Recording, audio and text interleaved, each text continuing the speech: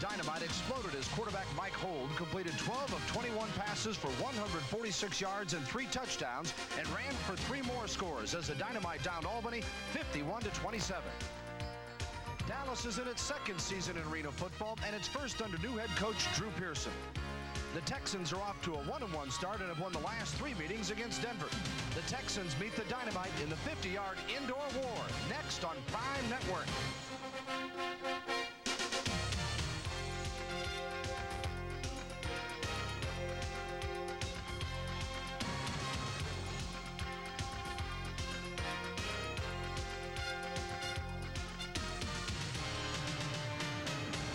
Network presents Arena Football. Tonight from Reunion Arena in Dallas, Texas, the Denver Dynamite take on the Dallas Texans.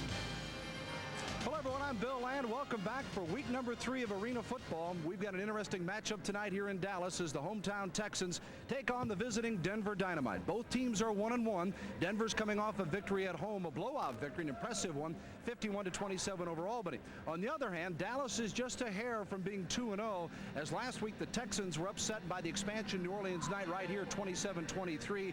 They were victimized by 4 turnovers in the game. Tony Hill is back with us tonight and here in his hometown of Dallas, the one-time Cowboy wide receiver. You take a look at this league, Tony, it's its 5th year. Not a lot of tradition, some would say, but there's some bad blood, or at least I sense it, between these 2 teams after what happened last year. Well, I would say so. As an expansion team, Dallas beat Denver 3 times last year, and the last time they played was right here in Reunion Arena. And guess what?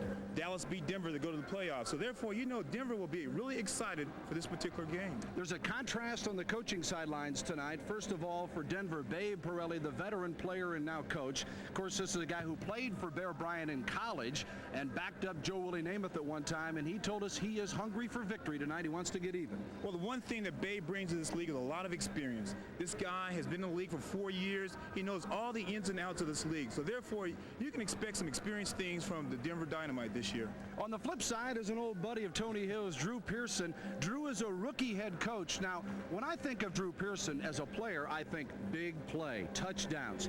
What about as a coach? What's his style going to be? Well, Drew is obviously a big play receiver. He's a big play kind of guy. He's associated himself with tremendous talent. He's got Dick Nolan as a defensive coach, who's a coach of the San Francisco 49ers. Aaron Mitchell, a guy we used to call AM PM when he played for the Dallas Cowboys because of his hitting experience. They bring a lot of talent, a lot of ring savvy, and because of this, I believe the Dallas Texans will perform very well this week. It's an interesting matchup. We hope you stay with us and enjoy it tonight in Arena Football here in Dallas. The Texans take on the Dynamite. We'll have more in just a moment on Prime Network.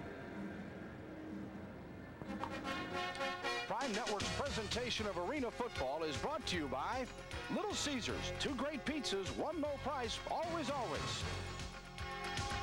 By Spalding, official supplier of the Ironman football. By Bike, advanced technology serving athletes worldwide. And by MaxPro, the fastest growing brand of helmets in America.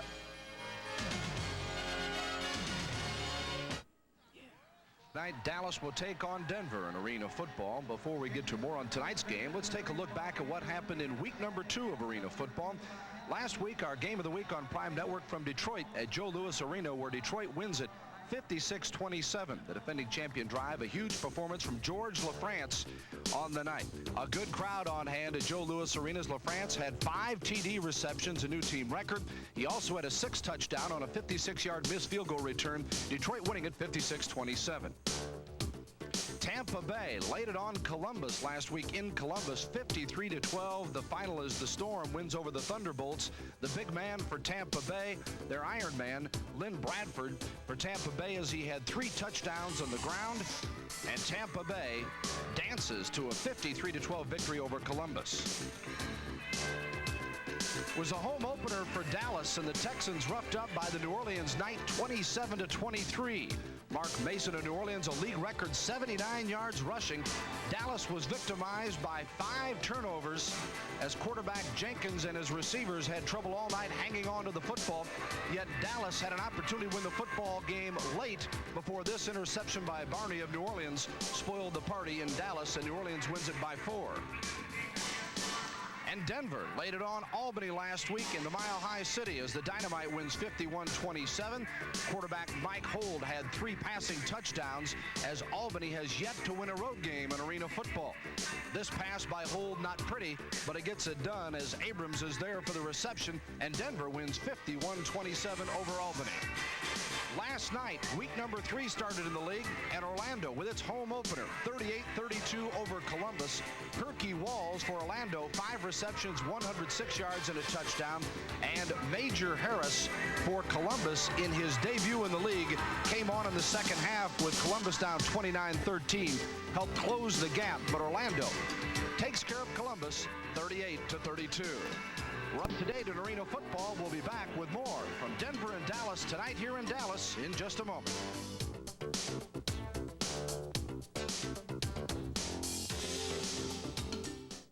Arena in Dallas, Texas. The Texans will receive the kickoff here to start the football game.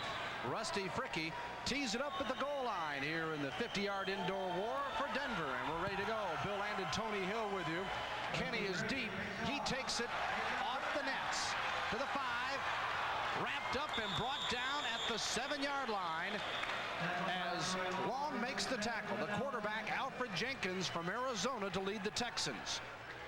Mitchell Ward, a very popular guy here, returnee from last year's club and running back. Wideouts, Carl Aikens, an excellent receiver out of Northern Illinois.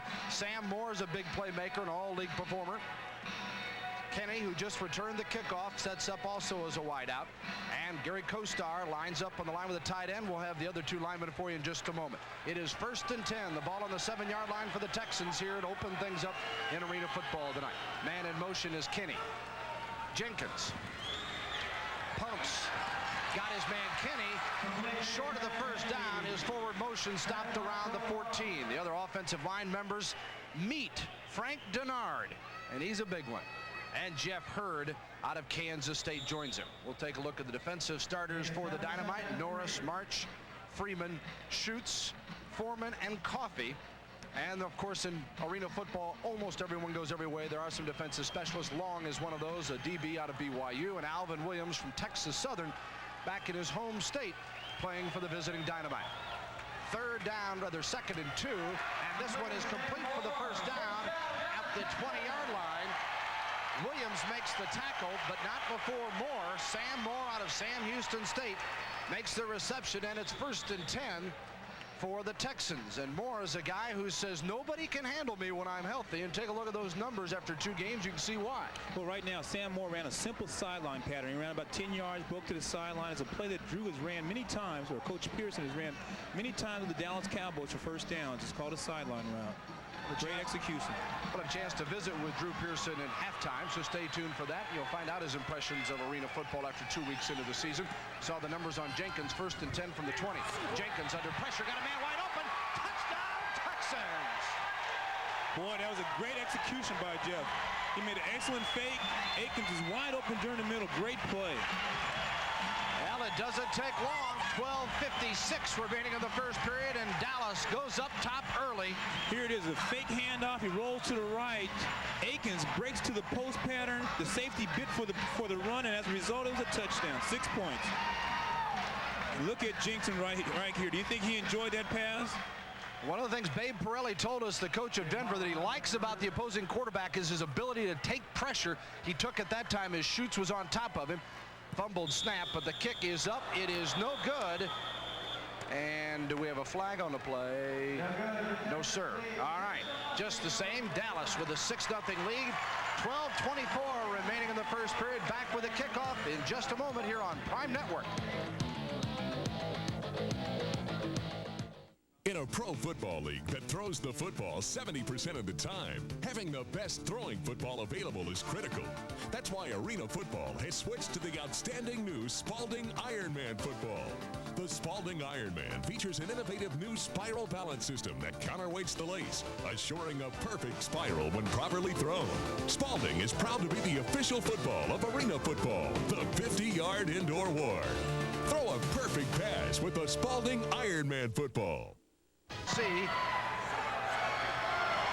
the deep man Coffey off his pads, and it comes back out.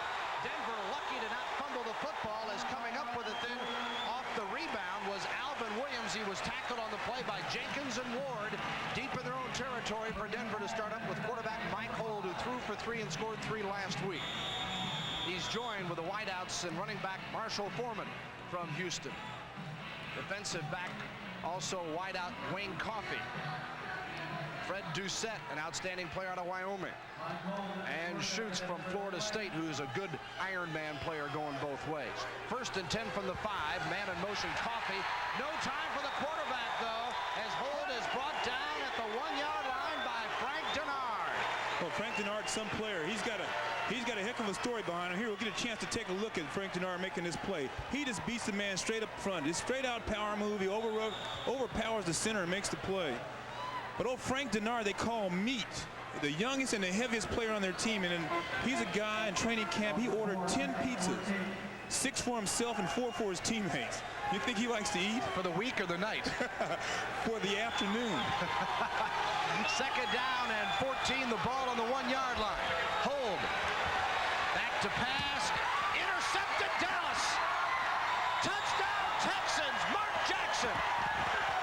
Boy, Holt had a lot of time on that play. Jackson's a great defensive back for Dallas. He's their big hitter on their ball club. They're playing a zone. Holt threw right to Mark Jackson in that particular play. Mark made a great play. Jackson's first interception of the year, and Dallas strikes like lightning here. Drew Pearson's got to be happy. It is 12-zip with 10:47 to go in the period. Look at that Dallas sideline. Now Power comes back on for the point after attempt. And this one is good. Power now just 2 of 7 on the year, but it's Dallas night so far. We'll take a look at this play again from down on the field as Holt in his own end zone, Tony. Yeah, Holt is dropping back. Dallas is in a zone. Holt goes right into the strength of the defense. Mark Jackson was standing right there in the corner spot. Here you get a chance to look at it. Here's a crossing route, and here comes Jackson from his zone spot and makes the play. Gets up and rolls into the end zone. Great play by Mark Jackson. Dallas, I was talking to Coach Nolan. He said they're going to use multiple defenses, a lot of man-to-man and a lot of zone to keep him off guard. There's a look at Aaron Mitchell, the guy we called AM/PM, and he was known for that because of the way he used to hit guys on the football field. He'd put you out. Well, he's got to be happy, as the whole coaching staff. Jackson, a 9-yard interception return. The kickoff will come back out and be 1st down and 10 at the 5-yard line on the touchback.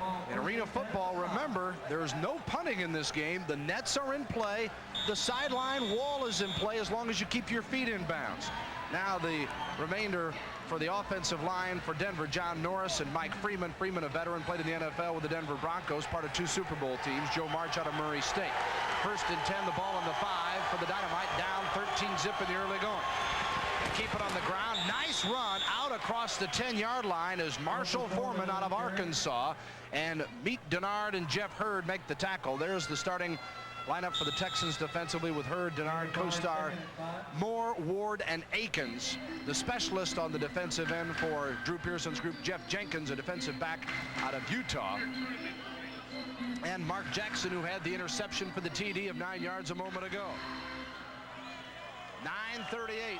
Here's Holt on the season, 22 of 47, thrown for 4, been intercepted twice.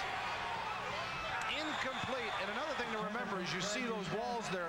A ball thrown off the wall is live and in play as long as you receive it in bounds and as long as the ball hasn't bounced first. But when it comes off the ball full flush, it is a live ball and free game. Clock moves in indoor football until the final minute of the first half and final minute of the ball game, and also keeps moving after a touchdown, doesn't stop until after the extra point. 3rd down and 5 for the Dynamite. Man in motion is Doucette. Hold. Going broke. Just out of the reach of a sprinting Wayne Coffey, covered by Carl Akins, but Coffey really turned it on. He's back in his home state out of Southwest Texas State. Not a bad throw by Holt. Well, they had a great situation there. Coffey ran a post takeoff route. So what I mean is that he broke to the middle of the field and he just took off straight down the field, and the quarterback Mike Holt just laid the ball up just a little too far, but could have been a touchdown. Here is Rusty Fricky to come on for the field goal attempt, 3 of 6 for the year. And of course, in this case, you're talking mostly return. 57-yard attempt. A little bit short, be taken by Kenny.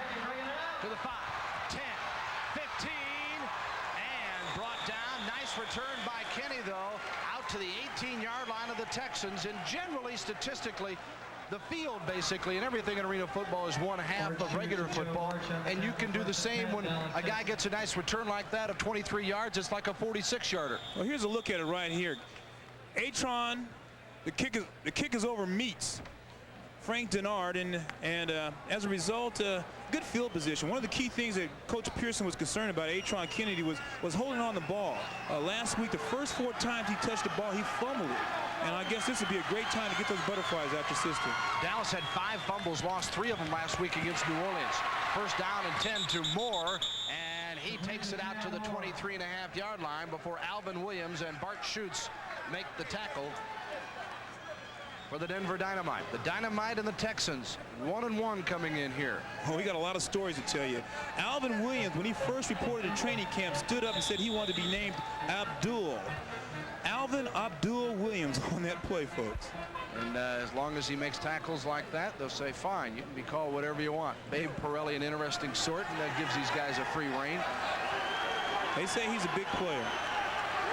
13 zip, 7 minutes to go, first quarter. Dallas with the ball in the lead, second possession. And no room that time at all for the Gary Kostar, the tight end on the end around, as Coffey and Schutz make the tackle. Here they go. They tried a misdirection play and didn't fool anybody. As a result, great defense by Denver. Kostar out of Texas A&M. Look at Drew Pearson. One of the things Coach Pearson said he may use tonight is a little shotgun, as you saw Denver use early in the game, where the quarterback will step back in the shotgun and throw the ball. It's somewhat unusual in this league. And Denver will use it occasionally as well. 3rd down and 8. The ball at the 21. Kenny in motion. Jenkins got his man. First down. Yes. Coffey made the tackle on the receiver Akins, who scored the touchdown a few minutes ago, and the Texans keep possession. Akins runs a 10-yard curl. Coffey makes a great tackle, and sometimes the sideline may not be a receiver's best friend. Here you go. Akins with a curl route, 10-yard hook, boom, into the sideline, or into the wall, as we might say. Akins came into the game with 6 receptions, got 2 already, including 1 for a score tonight. Look at Jenkins red hot. It's hit his first 5. Out of Arizona, had a couple of tryouts with some NFL teams, Washington, San Francisco, and Phoenix. 1st and 10 from the 21, taken by Kenny, stays in bounds, and he takes it all the way down to the 13, making the 12-yard line of Denver, where Abraham and Long combined to make the stop on Kenny. Here, the Texans are throwing underneath. Kenny runs a short sideline from the inside slot position, but one of the things is he's going to learn very soon in this league that you must go north and south, because you won't gain any yards, and you may get a headache running across field in this league. Atron Kenny, a guy who's got 8 receptions coming in, a player who was injured a lot last year, just 1 reception in the regular season, but showed his stuff in the Arena Bowl, where he caught 5 passes in the Dallas loss to Detroit. Detroit winning its 3rd straight title. Jenkins now 6 of 6, 2nd down and 2, complete, touchdown Texans. Kostar. Great play.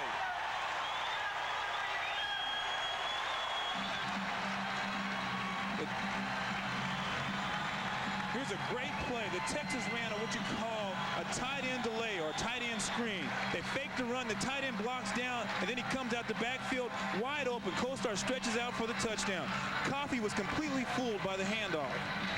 You don't see many tosses to the tight end, because when that guy leaves, it opens up a free lane for the linebacker. But Dallas was able to use it and use it well, and on the board again, 19 zip. Power for the point after. It is good. And wow, the Texans, 13. Dynamite nothing with 4:08 to go in the first period. Stick around, it can turn around in a hurry. 20-zip Dallas. All-American, one company with a single focus on football. All-American is able to keep in sharp focus our 3 goals: to provide the very best at reconditioning service. Action. Everybody bites. Tight end fakes, comes out on a roll pattern. Great play, great execution. Coach Pearson, as you can see, is using a lot of play action for whatever reason it may be, but he's been very effective with it. Didn't waste any time either. Just 3:41, 5 plays, 32 yards. Jenkins the 12-yarder to cap it off. Their opening drive, 3 plays, 43 yards, and an interception returned by Jackson in between 2 Jenkins TD passes. It's all Dallas. 20-0. Dynamite to receive with 4:08 to go in the first. Power set to kick it off. And Coffey again, the deep man for the Dynamite. Boy, they need to get something going here in a hurry. On the bounce, and Coffey, they have to wait to allow him to receive it. Got by that horde of tacklers, the 15, 20 of Dallas, and brought down inside the 10-yard line. Oh, mama, hold on as Coffey, a sensational return brought down by Sloan Hood. That's what you call making up for a mistake. Coffey was out of place on that touchdown, but here he gets a second chance to show what he can do, and he returns this ball almost for a touchdown. Here he comes down the sideline. He's got Akins one-on-one, and he gives him a fake, cuts cross field, and he's on his way. And here's the kicker to make the play. When Dallas had to hold up and wait for him to make that reception, it's like their momentum stopped, and once he got by the first wave, there was very little to stop it. Well, there's that 5-yard line of scrimmage that they cannot go past. First down and goal to go from the 9. Man in motion is Abraham. Pitch out goes to Cannon. And Cannon is stuffed as this Dallas crowd gets into it. Alan Roulette just signed a few days ago out of East Texas State, makes the tackle. But Denver right now is running a powerhouse sweep. They're sending everybody to the left side, and Cannon is just following the blocking. One of the weaknesses Dallas had last week was stopping the run. And I'm sure Denver saw those game films. Yeah, Mason of New Orleans set a league rushing record against Dallas last week. But overall, defensively, Dallas shows very well and leads in a number of categories in the league stats. Hold on the keep, and he takes it down inside the 5-yard line. And speaking of running the football, Mike Hold is a guy who you wouldn't think a quarterback, but there's the league leaders. He's second in the league at 71 yards. What's really impressive, Tony, is better than 5 yards a carry in this league is something. Oh, excellent carry. One of Dallas's major objectives as far as defending against Denver is to stop Hold and control their running game. And Hold is the guy to go to. Coach says that this guy is the best athlete on their ball club. He even could do some drop kicking if necessary. That's right. Hold out of South Carolina. He's got some coaching experience as a grad assistant. South Carolina keeps the football. Is he in? Yes! It is a touchdown for the Dynamite. Boy, Hold shows a lot of experience, a lot of ring savvy on this play. He just waits for the play to fold, and he just follows the blocking. Mike Hold, 6 foot, 190-pounder, takes it in himself. It's almost like a quarterback keeper. Well, it is a quarterback keeper where he just hesitates a second, then he just takes off towards the end zone. And we've had 4 touchdowns here in the first quarter alone at 1:46 and counting right now. Fricky on for the point after, 7 of 8 this season. Good again, makes it 8 of 9 on the year. Hits his first one tonight. So Denver's on the board. Texans still lead it comfortably 20-7. Back with more in Arena Football in just a moment.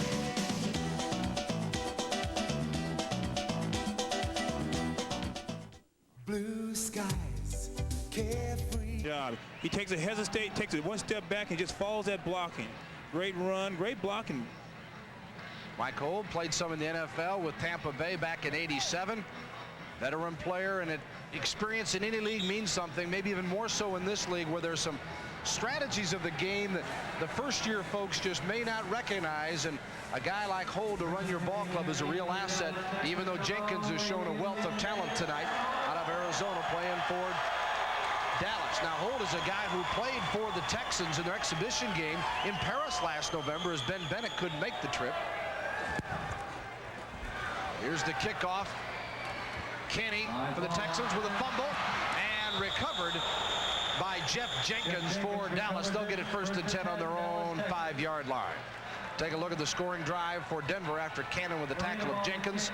3 plays, 9 yards after the great return and hold for the 4-yard score. Well, one thing Atron's got to work on is that's concentration. He's got a lot of talent. He's a game breaker, but he's got to learn how to hold on to that ball.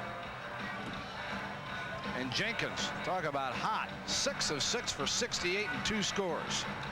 Well, right now you can't have a better day, but the game is quite early in this league. As you know, you can score in a second.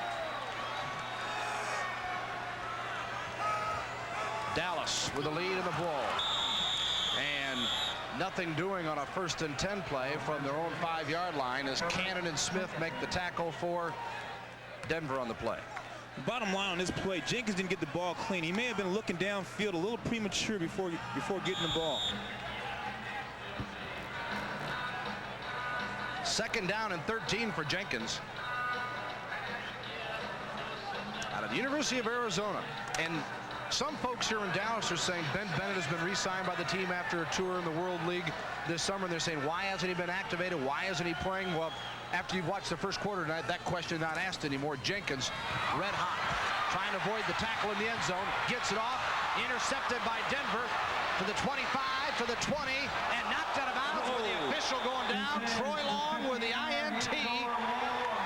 Boy, you should have seen that hit. Jenkins trips on the running back's foot. He throws off his bad foot, off his left foot, going to the left. Here it is. He throws off his back foot and a great interception over there. And he comes down. Now this is why they call this arena football. Watch this hit. In this league, you either get hit or you hit somebody. And that's why they call this a 50-yard indoor war. And Drew Pearson, watch out over there. Excuse me. I wonder, does Drew miss those kind of hits? And back to live action as Denver comes right back to the air game. Doucette, it's incomplete. Jackson was recovering on the 1st and 10 from the 19. And that is the end of the first quarter. Mama, you talk about action. We have had it here. Texans with a 20-7 lead, back with the second quarter on Prime Network. Texans on top 20-7 after the first period. Bill Land and Tony Hill with you here at a Reunion Arena.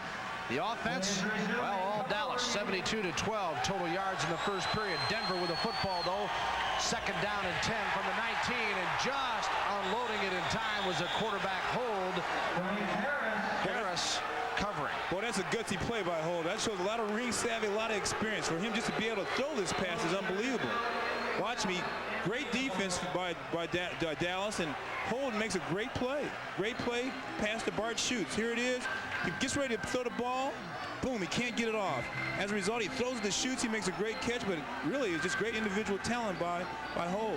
We told you Hold with the great rushing numbers on the year, but struggling with the passing game tonight. 1 of 5 and already an interception that went for a TD the other way. That bounced off a helmet. Hold can't hang on. They've called the play dead, though.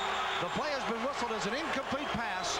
Roulette, newcomer, recovering the football. Ward is the one that knocked it away, I believe. Watch it. And here comes Ward on a blitz, and he read that screen all the way. They call Ward Ninja Turtle. He may be the most popular guy in the stadium over here. He's built like a little tank. He's strong as an ox, and he's just a tough ball player. The Ninja Turtle. Well, Dallas taking advantage of one turnover for a touchdown tonight, trying to create another one. Here is Rusty Fricky, who missed earlier on a 57-yarder. And he comes on here now for a 32-yard attempt with the 7-8-yard end zone.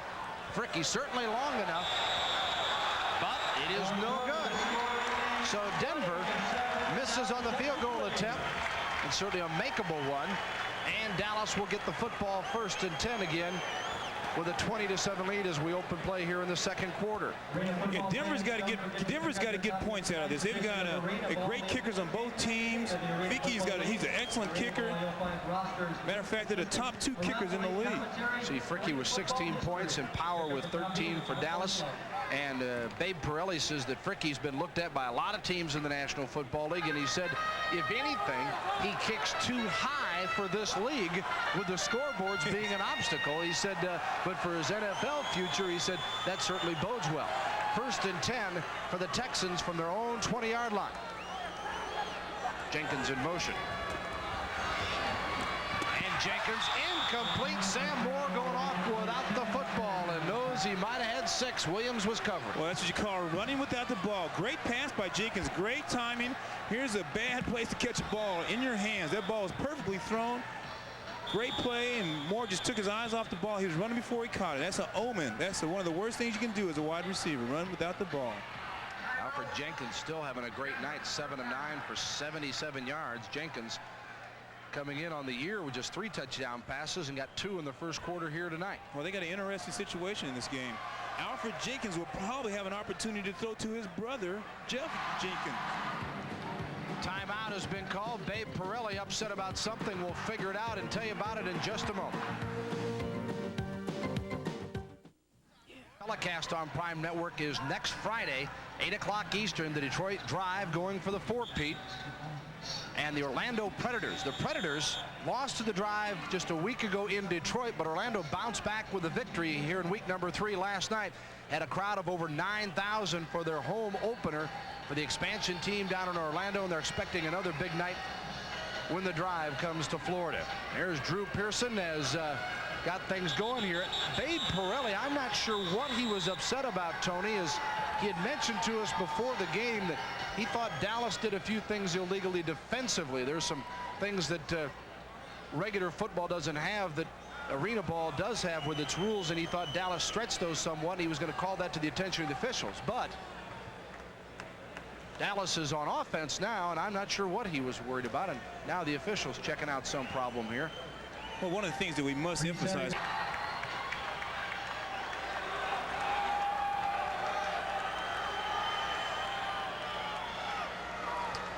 Second down and 10 for Dallas. 12:47 to go in the half. And fumbling the football out of bounds as unable to hold on was Mitchell Ward. Norris there covering on the play for the Dynamite. Here we want to bring something to your attention. Here the Ninja Turtle Ward fumbles the ball, but if that ball had not touched the ground and hit the wall and came back and this guy made this catch, that would have been a good play.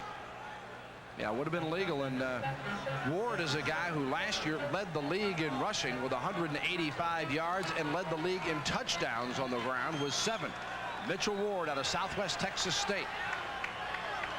Third down and 10 from the 20 for the Texans.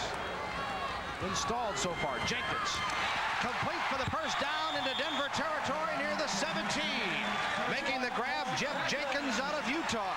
And get this, those are the brother tandem I spoke about earlier. Alfred Jenkins to Jeff Jenkins. Here Jenkins gets a little pressure. He stands tall in the pocket, makes a great throw. Here you'll see Jenkins standing in the pocket, throwing to his brother on a sideline route. Great concentration, great hands. They talk very highly about him. When I say they, Coach Nolan, Coach Pearson, Coach Mitchell, they think he's the best or the smartest athlete on their squad. And Jeff Jenkins I'm referring to. Certainly they ought to know each other well enough. First down and 10.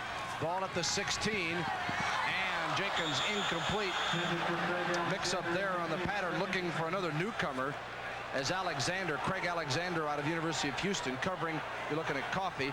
Drew Pearson a word now with his quarterback Alfred Jenkins. Well, there must be something interesting. As we've noticed, they have run square outs or sideline patterns consistently, moving it up and down the field, and maybe Drew must have seen something that we haven't seen as far as those cornerbacks are concerned.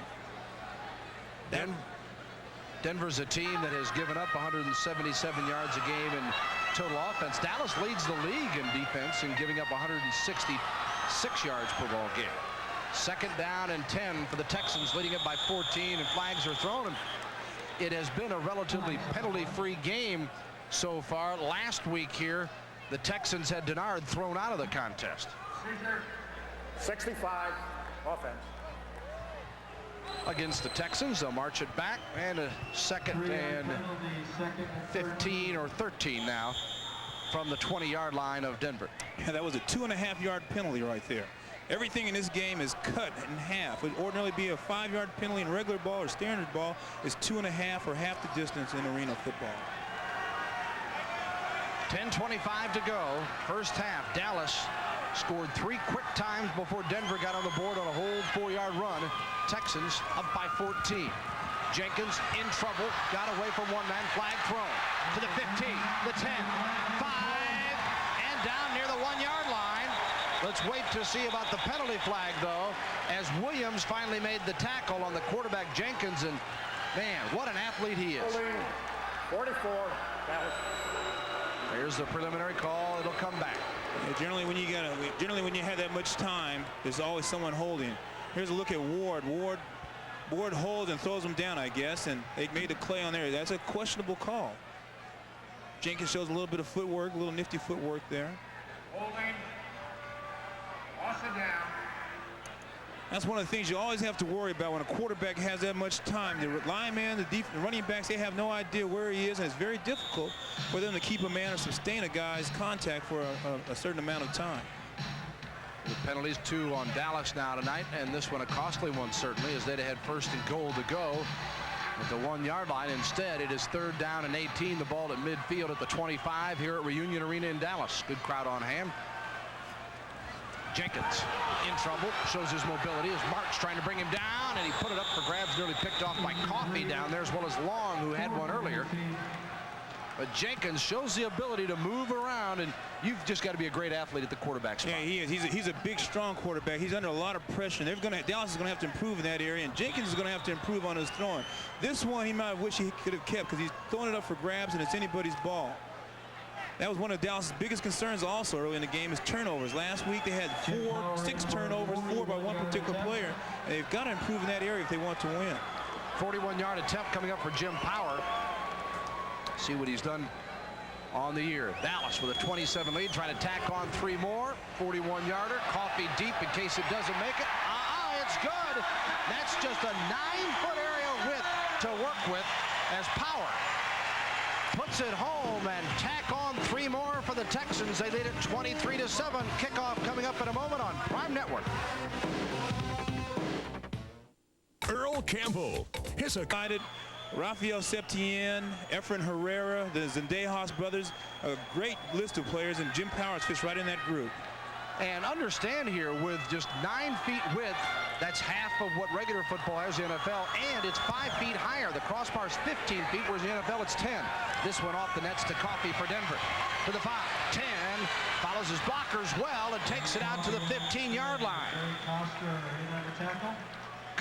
Gary Kostar makes the tackle. There's the Texan scoring drive. 6 plays, only 6 yards stalled, but Power connects from 41 yards out. And the Texans with a 23-7 lead now.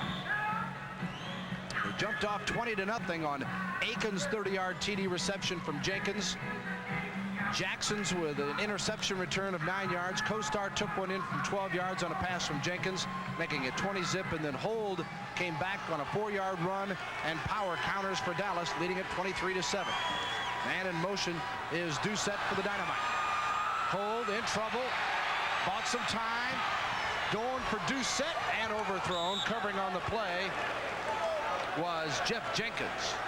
Putting the heat on was Kostar. There's Kostar. Hold had a man down the sideline. You'll see number 27 all of a sudden just break open, but he just didn't get an opportunity to get it to him.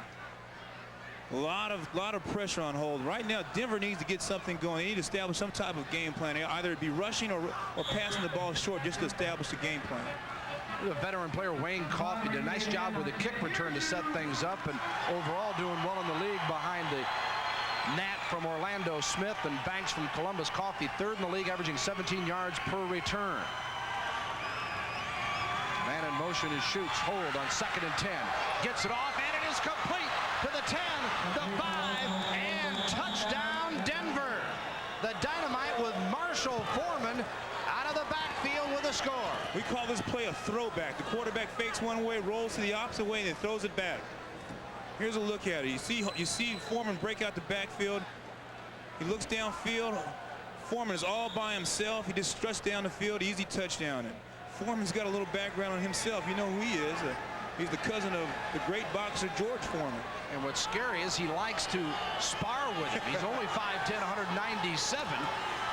Here's Fricky for the point after, and it is wide to the left. No good. Well, Foreman wanted me to let everyone know that his family was coming down, and he just wanted to say hi to him, and he's going to have a great game for him, he felt. And here he is. He gets a long touchdown right there. There's Marshall Foreman. Makes his home in Houston and says, yeah, in the spare time, I'll go a few rounds with George. He wants to be a boxer eventually. That's right. Here he is, great concentration. Watch that catch, good footwork. He stays in bounds, and he easily struts in for the easy 6. Foreman, 35-yard reception from hold, and Denver not about to quit. Not with 6:58 to go in the half. Makes it a 23-13 ball game, and this game really is one that isn't over until the final seconds, because anything can happen. You can score from any place on the field. Interception returns for touchdowns like we've seen tonight are not a rarity in this league. Oh no, Babe really is he's an old vet in this league. He knows all the ins and outs, and you can believe that Denver will not fold. They'll come back and they'll make this again.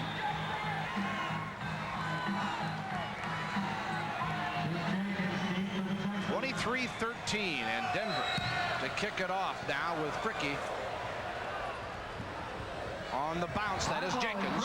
Jeff to the 5, got by a man, 15, 20, got by Coffey to the 25, and a great return by Jenkins.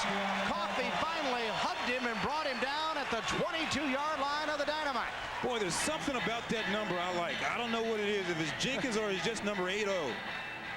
Wouldn't have been your number. Oh, of course not. My memory serves me right. There it is. They say Jenkins is one of the smartest and best athlete on the team, and here he is. He gives a little move, a wrinkle move, and I bet he wish he didn't have that towel on the side of him.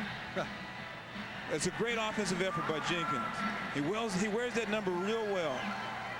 Yeah, he's not bringing any shame to it tonight, Tony. You ought to be proud. 6:27 to go here in the half. 23-13. Dynamite on the short side. Texans want more. There's Jenkins to Jenkins again, taking it down to almost the 15-yard line. Troy Long makes the tackle. A moment ago, Denver taking just 2 plays and going 35 yards, and Hold getting all of it to Foreman for 35 yards in the score, requiring 143. And here's Alfred Jenkins. Quick conversation with the head coach Drew Pearson. Dallas already approaching the century mark in the passing game. Jenkins coming in at 339 on the year for 2 games, so averaging just over 165 yards per game and having a great night. Flag, stop play.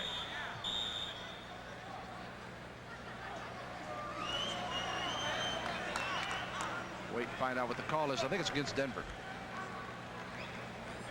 Legal formation. Mack in a neutral zone. On a defense. There's the illegal defense.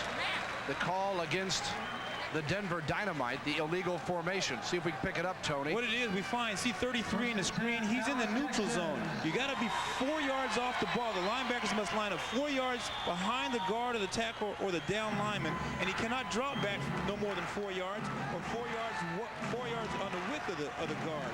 There's an imaginary box at which your linebackers must stay within, and you cannot approach that line, as he mentioned. 1st and 10 from the 12.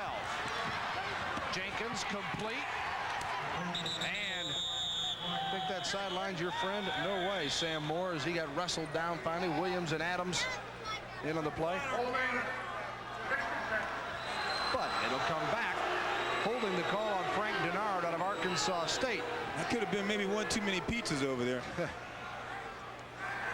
Here they are. They're just blitzing, coming straight out at him, and as a result, Jenkins is just not getting enough time to throw the ball. You think Denard maybe got confused, thought he was on defense, that's why he tackled that lineman? I'll tell you what, he's supposed to be a great defensive player. This guy ran a 5'1" 40 at 320 pounds. Now that's exceptional. Just go out and try it someday. You think you're in pretty good shape, you 200-pounders, you 180-pounders. Just go out there and bring out the stopwatch and run that 40 and see how quick it takes you or how long it takes you, and then you'll have some respect for Denard and his speed. 2nd down and 15 from the 17. Jenkins. Just off the fingertips of the man, his brother Jeff, as Troy Long was covering on the play. There's an interesting story. These guys are roommates, Jenkins and Jenkins. We might hear a lot about this during the year. Here it is. Jenkins runs a simple post pattern.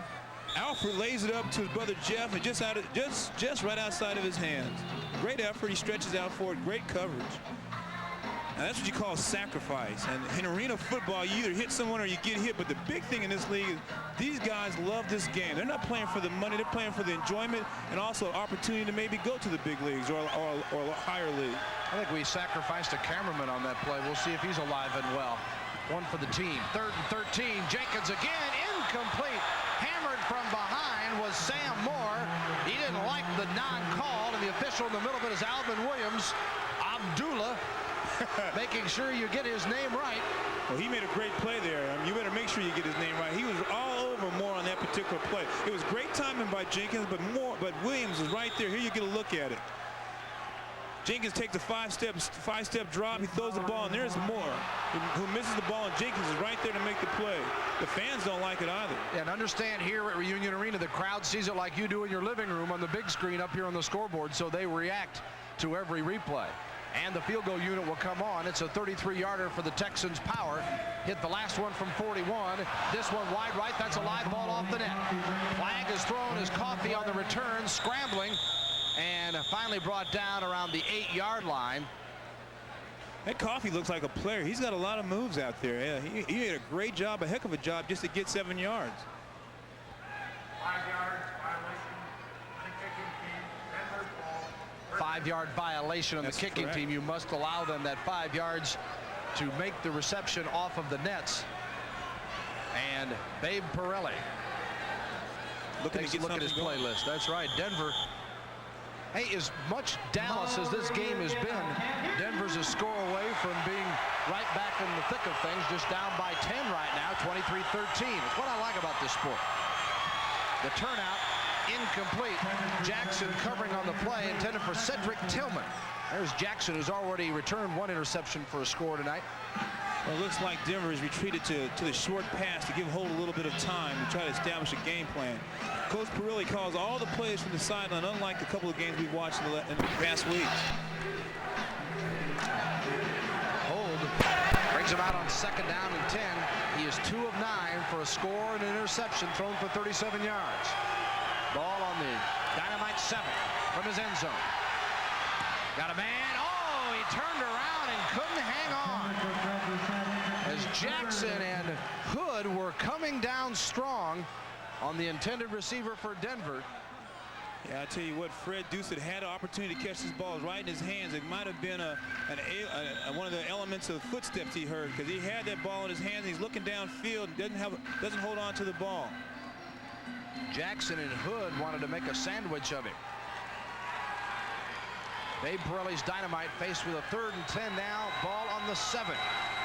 23-13 Texans. 2:03 to go first half. Clock stops with a minute to go in the half on dead balls then and penalties. Hold in trouble, nearly sacked, brought down out of the end zone at the 1-yard line. Oh, mama, what a play by co-star and Buddy Wyatt. Boy, I tell you, Holt did a great job just to get back to the line of scrimmage, or to the 1-yard line. Coster beat his man right off the ball, and Wyatt came to clean it up. Here's a good look at it. He steps up. Here comes Coster from the top, and there's Wyatt right there to make the play. Wyatt out of TCU, Coster out of Texas A&M. With 1:23 and counting, the long field goal attempt by Fricky out of play. And by the way, first-time view of arena football, that ball in the stands is the fans. You keep them here. You catch it, you get it. So it'll be a 1st and 10 for Dallas on its own 5-yard line. We'll take a brief timeout. Stay with us here on Prime Network. Arena football, Dallas on top of the Denver Dynamite 23-13. In a pro football Prime Network and Arena football. Bill Land and Tony Hill with you at Reunion Arena in Dallas, Texas. The hometown Texans with a 10-point lead over the visitors from Denver. The Dynamite on the short side. Dallas with the football here when we resume action with 1:13 to go in the half. And do remind you that when we get to that minute mark, the clock will stop on incomplete passes and penalties. Does not stop any other time other than the final minute of the half, the final minute of the ball game. It is fast and furious here in the 50-yard indoor war. This one slow to develop as the officials hold things up for a moment. Dallas has 3 timeouts. Denver has 2 left. Timeout situation. Dallas with 3, Denver with 2 on the 1-minute warning. And the 1-minute warning, the clock stops on every play when you get down to 1 minute. Unlike in the NFL at 2 minutes, it stops when there's an incomplete pass or a run out of bounds. The play stops on every ball, unless the guy's not trying to get any progress or get a first down. Am I correct? Yes, sir. If you aren't trying to make progress offensively as a team, they'll penalize you. on the first down and 10. It is complete for the first down. Moore drags Williams with him out of bounds. Sam Moore out of Sam Houston State. He had 33 receptions a year ago for 446 yards and 5 TDs. Boy, Sam Moore is a big wide receiver over there. He's kind of, you look at Alvin Williams, you look at Moore, and you say, wow, how can I have to cover a guy this size? And Moore came in here with 17 grabs in the first 2 ball games. First and 10 from the 16. Jenkins. And no flag in the end zone. Intended for Akins. Tillman and Long were covering. Said it was an uncatchable ball. As a result, no penalty. Here's a look at the play. Jenkins sets up. He sees Akins going down the middle. He lays it up. Just out the outstretched arms. Matter of fact, it was an opportunity for him to catch the ball. That's one of the things Coach Pearson's trying to work with Jenkins over there, trying to throw in a condensed field. He's not used to throwing in such a condensed situation. 46.7 seconds to go in the half. As you look at Jenkins' first half numbers, great first half with 109 yards throwing. Going for the bomb again, and this one is incomplete. And there's a perfect example. Coach Pearson said they worked all week long on throwing deep passes. He's got a habit of throwing them too far, just out the lead, giving the guy time to run under it. Once he gets that under control, Coach Pearson thinks this guy's going to be a great player in this league. He's backed up tonight by Mickey Russell out of Angelo State. Ben Bennett is still on the inactive list, as Pearson indicated that Bennett is yet to grasp the offense to his liking. Bennett coming off of the World League of American Football and a former MVP in this league, and a guy is certainly a favorite here in Dallas for his heroics last year, leading the expansion Texans to the championship game before falling. Third down and 10 from the 16. Got his man. That's Akins at the 15 and run out of bounds at the 12-yard line. Troy Long with a tackle, but Akins comes up with a key grab. That was a big play. Akins runs about a 15-yard curl route. Here you go. Jenkins takes a 5-step drop, fires. There's Akins for the curl route. Missed tackle over there, and Akins gets about 15 more yards. And there's that sideline. Is that a receiver's advantage or what? Akins, 3-time All-Arena first-teamer out of Northern Illinois. 39 grabs last year, 10 TDs to lead the league in those categories. Carl Akins, and he's a player. Popular guy here after the heroics for Dallas last season in their initial year when they went 6-2 to tie for the regular season title with Detroit, and then eventually fell to the drive in the championship game in Detroit in front of a record crowd of over 20,000 at Joe Louis Arena. Meanwhile, Babe Pirelli's Denver team came in here last year 4-4 in the regular season, lost to Dallas. Last time they were here, Dallas, a miracle come from behind victory. This reminiscent of your old Cowboy teams, Tony Hill. Yeah, but Coach Pearson wasn't there then. That was Coach Stotner, another Dallas Cowboy, though. Ernie Stotner, the coach of the year last year in this league, has moved on from Dallas to the Denver Broncos in the NFL as an assistant coach. Akins with 3 grabs for 60 yards and has a touchdown to his credit. He had the opening score for Dallas tonight. There's our situation with 35.1 seconds to go. Dallas up by 10. First and 10. The ball on the 11 of the Dynamite. Running back is Hood behind Jenkins. Jeff Jenkins in motion. Alfred to throw. And just out of the reach is Sam Moore. Williams was covering. Williams is playing very good defense on Sam Moore. There may be a 5 or 6 inch height advantage. It may be a 30-40 pound weight advantage, but Moore is having a problem shaking Williams. Williams is right there, and as Coach Babe really said, this guy's a player. They don't call him Abdul for anything or for nothing. He makes the play. Alvin Williams out of Texas Southern. 3 interceptions a year ago, 2 coming in here tonight. Second down and 10. On the 11, Dallas up by 10, looking for more before intermission. Jenkins, nice scramble. Found a man on the bounce, though. Incomplete. Intended for Jeff. He made the grab on the bounce. It was a trap. Long was covering. Here, Alfred shows a lot of patience, and which is a credit to himself. He doesn't. Most quarterbacks right there would take off and run, but he waits to make the play develop, and the ball is just a little short. Jeff, his brother, made a great effort at it. Looking, saying, did he get it? Did he get it? Jenkins thought he had a touchdown there, and then he says, oh. Didn't see the bounce. Just a little longer. Kept his poise that time, though, whereas he had in a few previous plays. 3rd down and 10 on the 11 now with 22 seconds to go. Gonna keep. He'll get the first down. No, just shy. 15.9 seconds. Clock stops, and then a timeout by Dallas with Abraham making the tackle. And he made a big tackle too, because Jenkins had a touchdown. You'll see Abraham's in your screen just come out of nowhere and just flat out speed run over there and make the play. From another angle. Here it is. Jenkins takes a 3-step drop, so he's going to try to throw a quick pass, and the receiver running slants. And here comes Abrahams out of nowhere to make a great play, because Jenkins had an easy 6 points. So now Dallas faced with a 4th down situation. 15.9 seconds to go. They still got a timeout or two to work out with here. And the ball on the 2-yard line. Need to pick up a yard to get a first down. Of course, 2 for the score. Well, this is an interesting decision by Coach Pearson. It's a tough one. Do you take the easy 3? Well, not easy 3. Do you take 3 points, or do you go for the score? Yeah, not an easy 3 in this league. When a coach goes for it on this play, he believes in his offense, and more importantly, he believes in an offensive line, because he's got to have time, or they got to make a hole for this play. They break the huddle and send Akins wide left. Moore out to the right side on a 4th down and 1 from the 2. On the keeper, let's see where they mark his forward motion being stopped as to whether or not he got the first down or not. It looked initially that he would easily get the first down, but then Schutz and Adams hit him hard and drove him back. And see where they place it. No, sir, did not get the first down.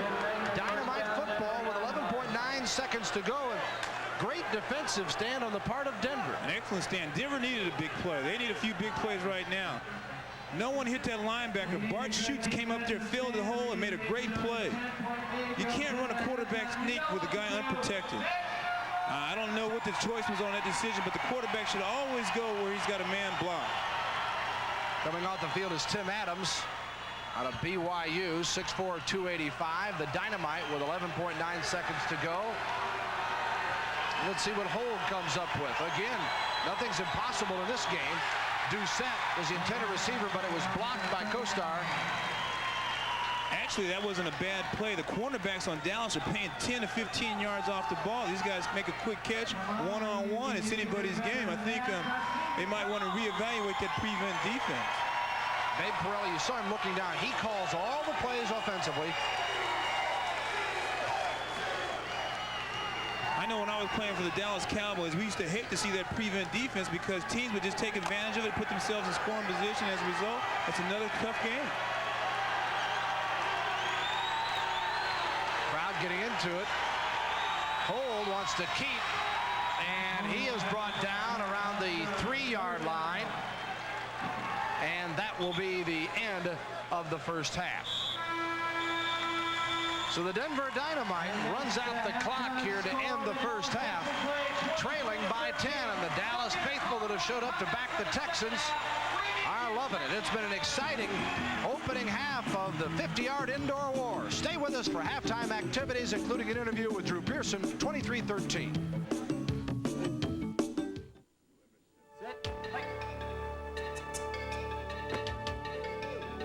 6 touchdowns, tying the league record for a game.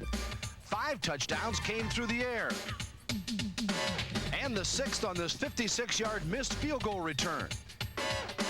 The France scored 36 of the Dry's 56 points in their win over the Orlando Predators last Friday night. The Ironman Award for this week went to Lynn Bradford of the Tampa Bay Storm. In a game that saw the Storm clash with the Columbus Thunderbolts, Bradford led the Surge on offense with 3 rushing touchdowns, which moved him into 2nd place in the league in scoring. On defense, he recorded 7 solo tackles and 3 assists to place him 2nd in the league in defense as well.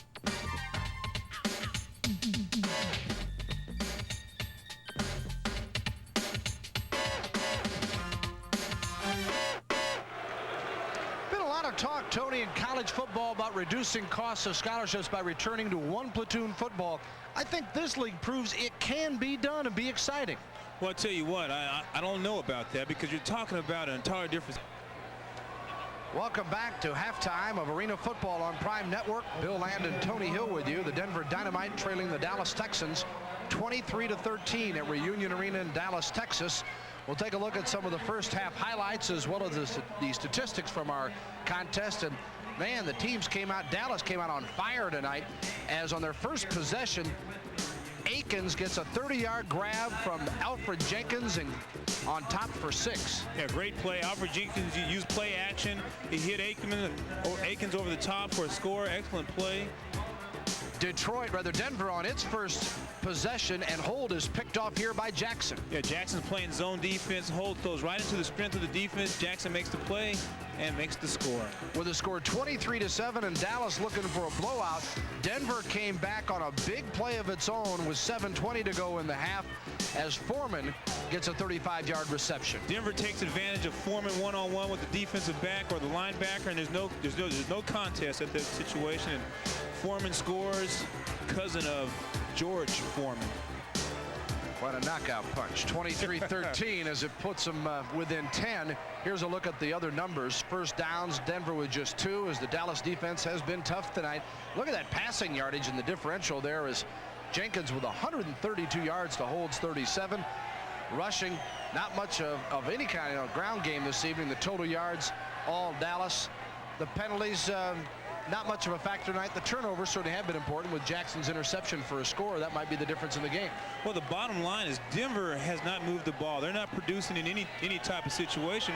However, they're only 10 points behind. They're still in the game. So they've got an excellent opportunity. They feel they can hold Dallas to maybe 7 to 10 points in the second half and score some points. They can be in the game. Two teams come in at 1-1, looking to get above 500. We'll be back with the second half kickoff. Dallas leading Denver 23-13.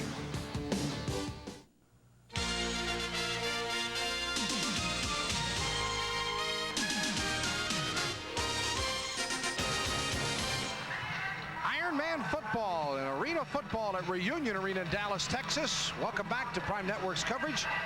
Dallas and Denver here in Dallas tonight. 23-13 our score with the Texans on top of the Dynamite. Talk about Ironman. Wayne Coffey, one of those. And look at the return yardage category. It's one thing that's helped keep Denver in this game. One of the better return teams in the league on kickoffs as well as missed field goal returns. 4 for 93 yards. And Coffey is an excellent two-way player. He's a great player. He's got a lot of moves, a lot of agility. He's really smart. He's a smart ball player. He keeps his eyes open. You know, one of the things Dallas wanted to improve, I was talking to Coach Aaron Mitchell out there, is that they wanted to improve their specialty teams. Dallas is an offensive-minded club, and most of their players are offensively geared, and they're not used to making tackles or going out and selling out, and they've got to improve in that area and become more aggressive. It's kind of funny, you talk about improving defense or improving specialty teams.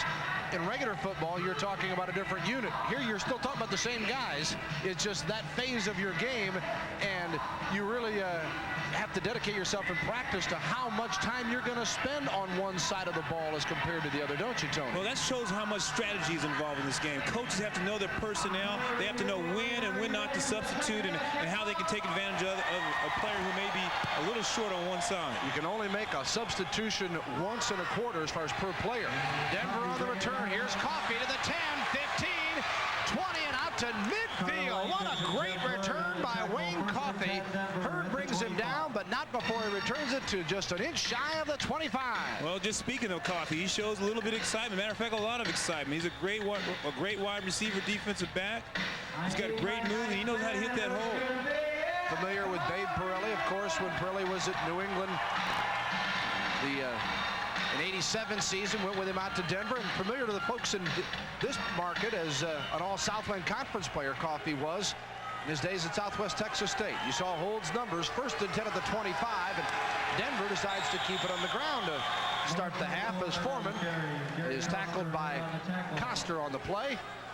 Denver's desperately trying to find something to get it going right now. They're trying to run the ball to establish some type of game plan. Here's a look at Meat. This guy ate 6 pizzas by himself.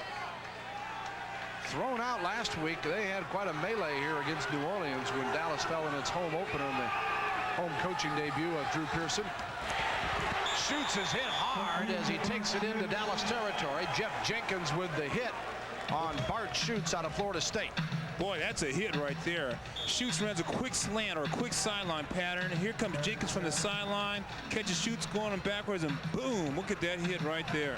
Momentum already carrying him that way. Jenkins decided just to add a little mustard to it, and it makes it a 3rd down and 7 on the opening possession of the 3rd quarter for the Denver Dynamite.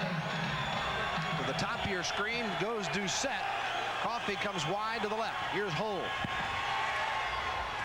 Got Doucette, and he's got the 1st down inside the 15 of Dallas. Jackson was covering on the play, but an excellent job by Hold and Doucette. Yeah, this shows a lot of composure. He's in the shotgun. Denver's one of the few teams that use this type of situation. Great pass to Doucette on the sideline. He runs a 10-yard curl, enough just to get the 1st down, and a great execution.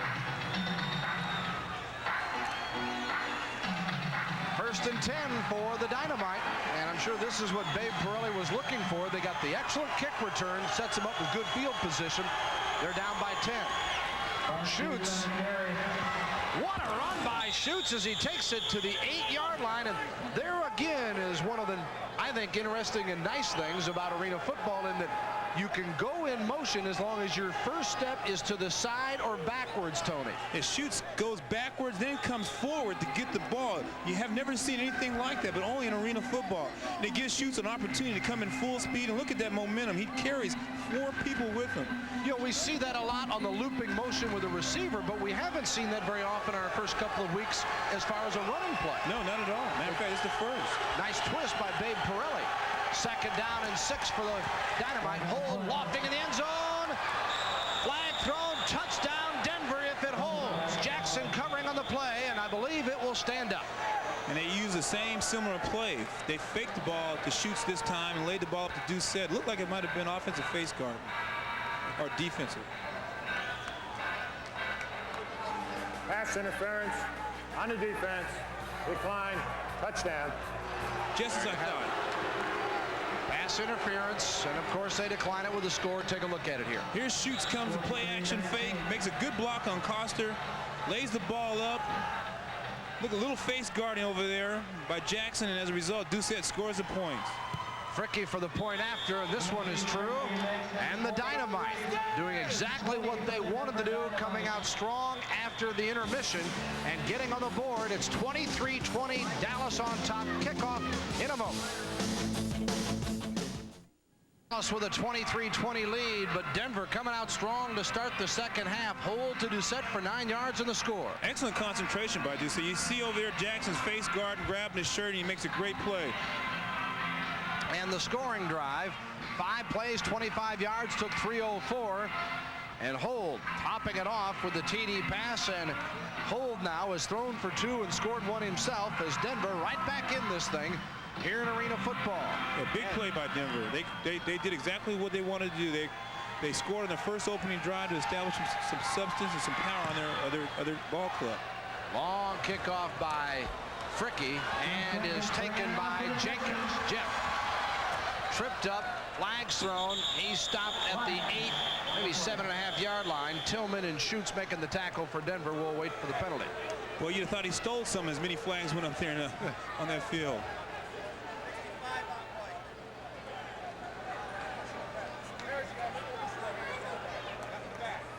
Legal use of the hands. 65 white.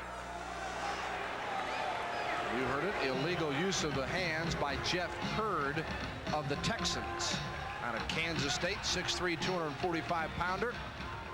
So that'll take it back to just inside the 5, make it the 4-yard line, and a 1st and 10 though for the Dallas Texans. And we'll see a little bit what the Texans are made of here as they have had their lead threatened finally. Dallas jumped off to a 20-0 lead in the first period, led by 10 at intermission, and Denver on its opening possession scoring with the TD, and Dallas hurt with the penalty and now in their own backyard.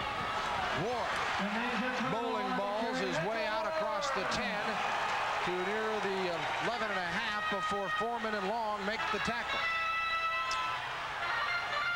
Boy, Ward had a hole large enough to run a Mack truck through there.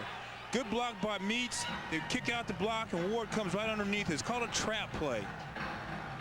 Good running, good hit by Long there. And second down and 2 after the 8-yard pickup.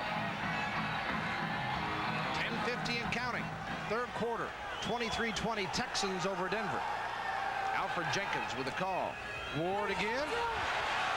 Nice cutback and across the 15. Easily with a first down out to the 18-yard line where Schutz makes the stop. Drew Pearson looking at his play selection. That was a great individual effort by Ward. He set up, he went right, saw there was no action, he cut back, and he went north and south. And that's the way you have to go in order to be productive. Mitchell Ward getting 2 carries back-to-back and making the most of them. Ward came in averaging 3.7 per carry. Another Southwest Texas State player. All-league first-team pick last year in arena ball. Man in motion is Kenny, and flags thrown before the play develops here.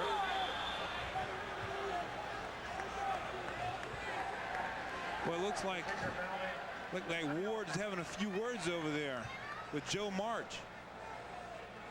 We'll have to take a look at that. I saw 73 March and Ward talking at one another. Well, understand, if you didn't catch the telecast from the top, that these two teams met 3 times a year ago, twice in the regular season, Denver winning both times here and in Denver. And then in the playoffs, Dallas, a miracle come from behind win to oust Denver and to go on to meet Detroit for the Arena Bowl title. And that's the last time these two met, was here in Dallas last summer. So there's some bad blood there. Nearly picked off, the ball thrown out in front of Coster. No, I don't know about Coster on that play. I think he had an opportunity to just stop running on that play. They used a fake fade action. It's the same play that they had when they scored a touchdown. Here it is. Coffey makes a good play. I think Coster was looking at Coffey all the way and not the ball. Coffey will make you do that. Hey, as a receiver, we call that when a receiver gets some alligator arms. You just can't stretch them out for some reason. There's a look at Coffey. Second and 13. Kenny in motion for the Texans. Comes back now. Now for Jenkins. And he is sacked on his own 4-yard line by Joe March. And there's March over there. He's talking. I told you he didn't like something that Ward had to say. Here comes March full speed. He runs right by me. Makes the play, and then he's got a few words for Jenkins afterwards when he gets up. Well, Jenkins, who started out red hot, has 3 for his last 12 in passing, as March. Here, March uses a spin move that's commonly used in the NFL to make the move, and Meats puts his hands on his head, knows that he's made a tremendous mistake. Never let a guy go that free. March gets his 4th sack of the season, so he's a specialist there and leads the league in that category. 3rd down and 25 for Dallas. Jenkins got his man. Did he get the first down? No, and it's incomplete. Moore never could find the handle as Williams was covering, and he was a couple yards shy of the first anyway. Well, I've seen this play numerous times. They call it wing 16. It's where the wing runs about 20 yards and comes across the middle. It's an old Dallas Cowboy play that Drew has brought to this team. The 2 inside receivers run a streak pattern and clear out the middle. Well, what it means for Dallas now is something like a 61-yard field goal. They're going to kick it from their own end zone, 8 yards deep for the goalpost, so 58 plus whatever he is in his own end zone, about a 63-yarder. Coming up here for power. Line drive, be returned by Coffey from the 4. Looking for a hole. Great job by Coffey to the 15, the 20. Oh, mama, hold on as Coffey crosses midfield. What a sensational return by Coffey. Hey, he's a heck of an athlete. He showed a lot of ability, a lot of ring. I mean, he knows where to go. He's got his eyes all over the field. Great peripheral vision. Watch this move over here. And now watch the footwork. A lot of flags thrown. You kind of wonder when a guy makes a great return here if it wasn't an illegal block. Yeah, or holding. It's tough to hold a guy out for that long. It's going to be nullified, and that's a shame for Denver and Coffey, as all that effort doesn't go for naught, but it does bring it back to the 15-yard line. Yeah, I think it was blocking below the waist on that particular play.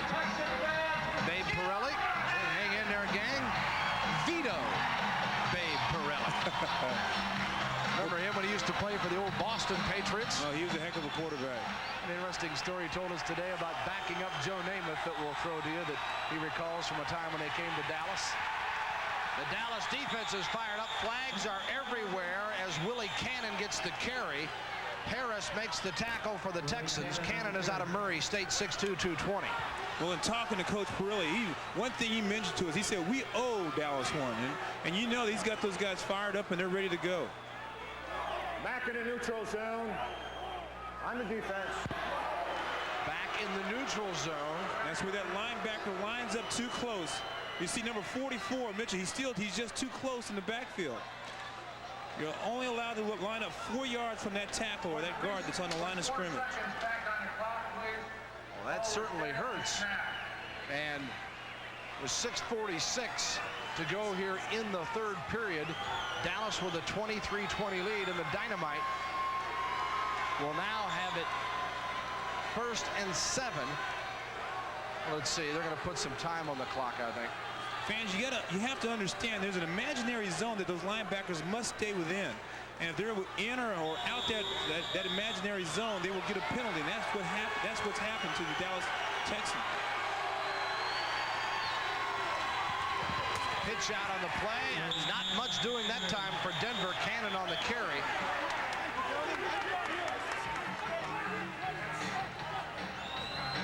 There's Bradley. Haven't seen much of him tonight as the Texans working things defensively now. 3rd down and 2 for Denver. 6:18 and counting in the third.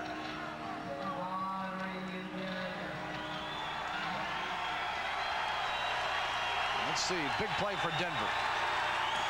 Hold keeps the football. Gutty play. Can he get the first down? No, as he just holds on. Well, they went to the leading rusher, or second in the league. Yeah, he's their leading rusher, and thought he was going to get it initially, Tony, but Bradley finally made the tackle. Bradley made a big play. That was Meats who grabbed that jersey, though. That strength right there, or what? Frank Denard made a big play to stop that first down. And now for Denver. 3rd down. Okay, I think I gave you a correction on. Correct myself here. 3rd down and 2. Hold. From his own 13, got a man. It's intercepted by Dallas. That's Jeff Jenkins for the Texans. Great play by Jenkins. Did you make a fantastic play? Hold had a receiver open for a minute, and Jenkins just took that ball away. The coaches have been raving about this guy. They say he's a player. He's intelligent. He's smart. He can play in this league, and he can play in the NFL. They like him a lot. Here it is. Holt has a lot of time. You see a crossing route, receiver coming into your screen, and there goes Jenkins. It just takes the ball away. Now he could have stayed. If he could have stayed in bounds, he can touch that wall and still be eligible to run the ball back. Yeah, he could have used the wall if he could have gathered himself quickly enough to just use the hand to push off as long as he keeps his feet in bounds. Timeout called. Dallas will start deep in its own territory, but still leading by 3.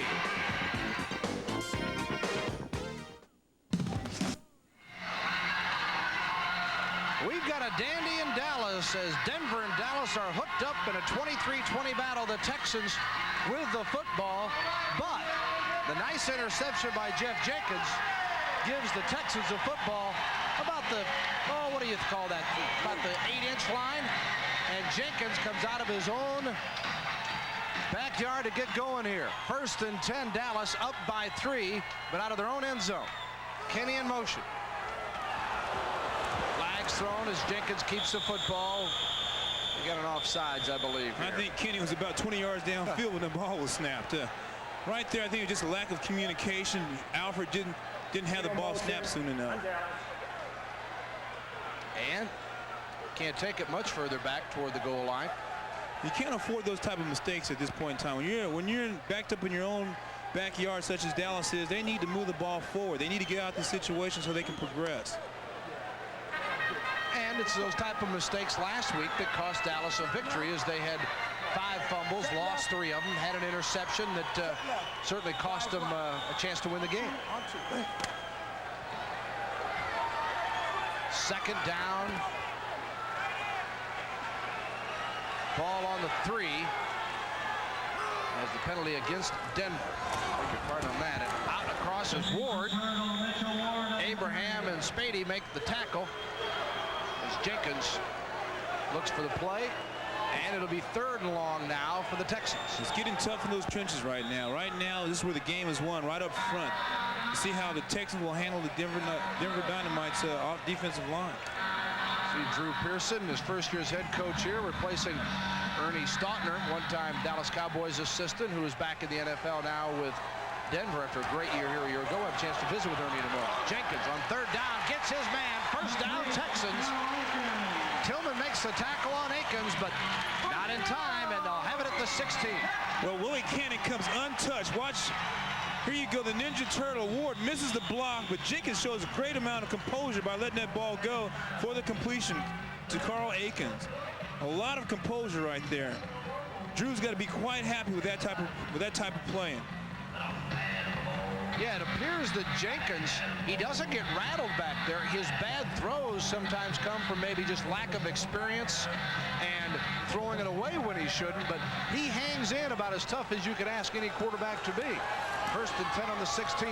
Texans up by 3, looking for more, and incomplete to Sam Moore that time as Alvin Williams was covering just out of the reach of Sam Moore. And what Dallas is doing, they're clearing it out. They're sending the 2 inside receivers deep, and the outside receiver comes across the middle. It's an old Dallas Cowboy play called Wing 16. Drew has made numerous catches like that. I guess number 88 is the guy they're going to. One more look at play action. Drew considers Sam Moore his big play receiver. Whoa, and there's number 33, Willie Cannon. They're going to have to do something about that. This is the 2nd time he's been in there on Alfred Jenkins.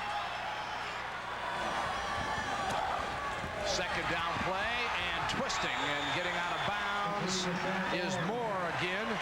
Makes the reception on this one. Williams and Abraham both covering on the play. Another 1st down for your It's a 1st down for the Texans. Simple turn-in play there to get him a 1st down. So Dallas reacting well to being backed up, even though they took over on an interception. They had the ball on about their own half-yard line, and they've moved it out now into Denver territory. Take a look there. Moore, 3rd in the league in receiving, coming in, and actually leading the league in receptions with 17. 3rd in yardage at 185, 10.9 per reception. 1st and 10. And this one is complete to Frank Harris out of Northern Michigan. Coffey makes the tackle at the 17, making the 18-yard line. Harris out of Northern Michigan. Coffey made a great play on that. That's the same play they tried earlier with Coster. They faked the play action and came back to the tight end. Good play by Coffey, but great execution by Alfred Jenkins. Babe trying to look for something on that list that says stop him. Denver came out well at the start of the half. Went the length of the field to score on its opening possession. Stopped Dallas, got it back, was driving, had it intercepted, and now the Texans on the move. 2nd and 5. Jenkins tripped up and sacked. And another big play. This time Spady comes up with it with March also there. And Dallas now will be 3rd and long, actually 3rd and 10. Well, Jenkins has been fortunate, actually. He's gotten away on several occasions. Denver is bringing in the rush. Dallas is not allowing Alfred Jenkins much time to get rid of the ball, and that particular time they got him for the sack. They have to pick it up. They've got to pick up their blocking if they want to give Jenkins an opportunity to do a good job for the Texans, which he has been doing. Pardon me, out of UTEP, 6'2", 225. Spady gets credit for the sack. That is his 1st of the year.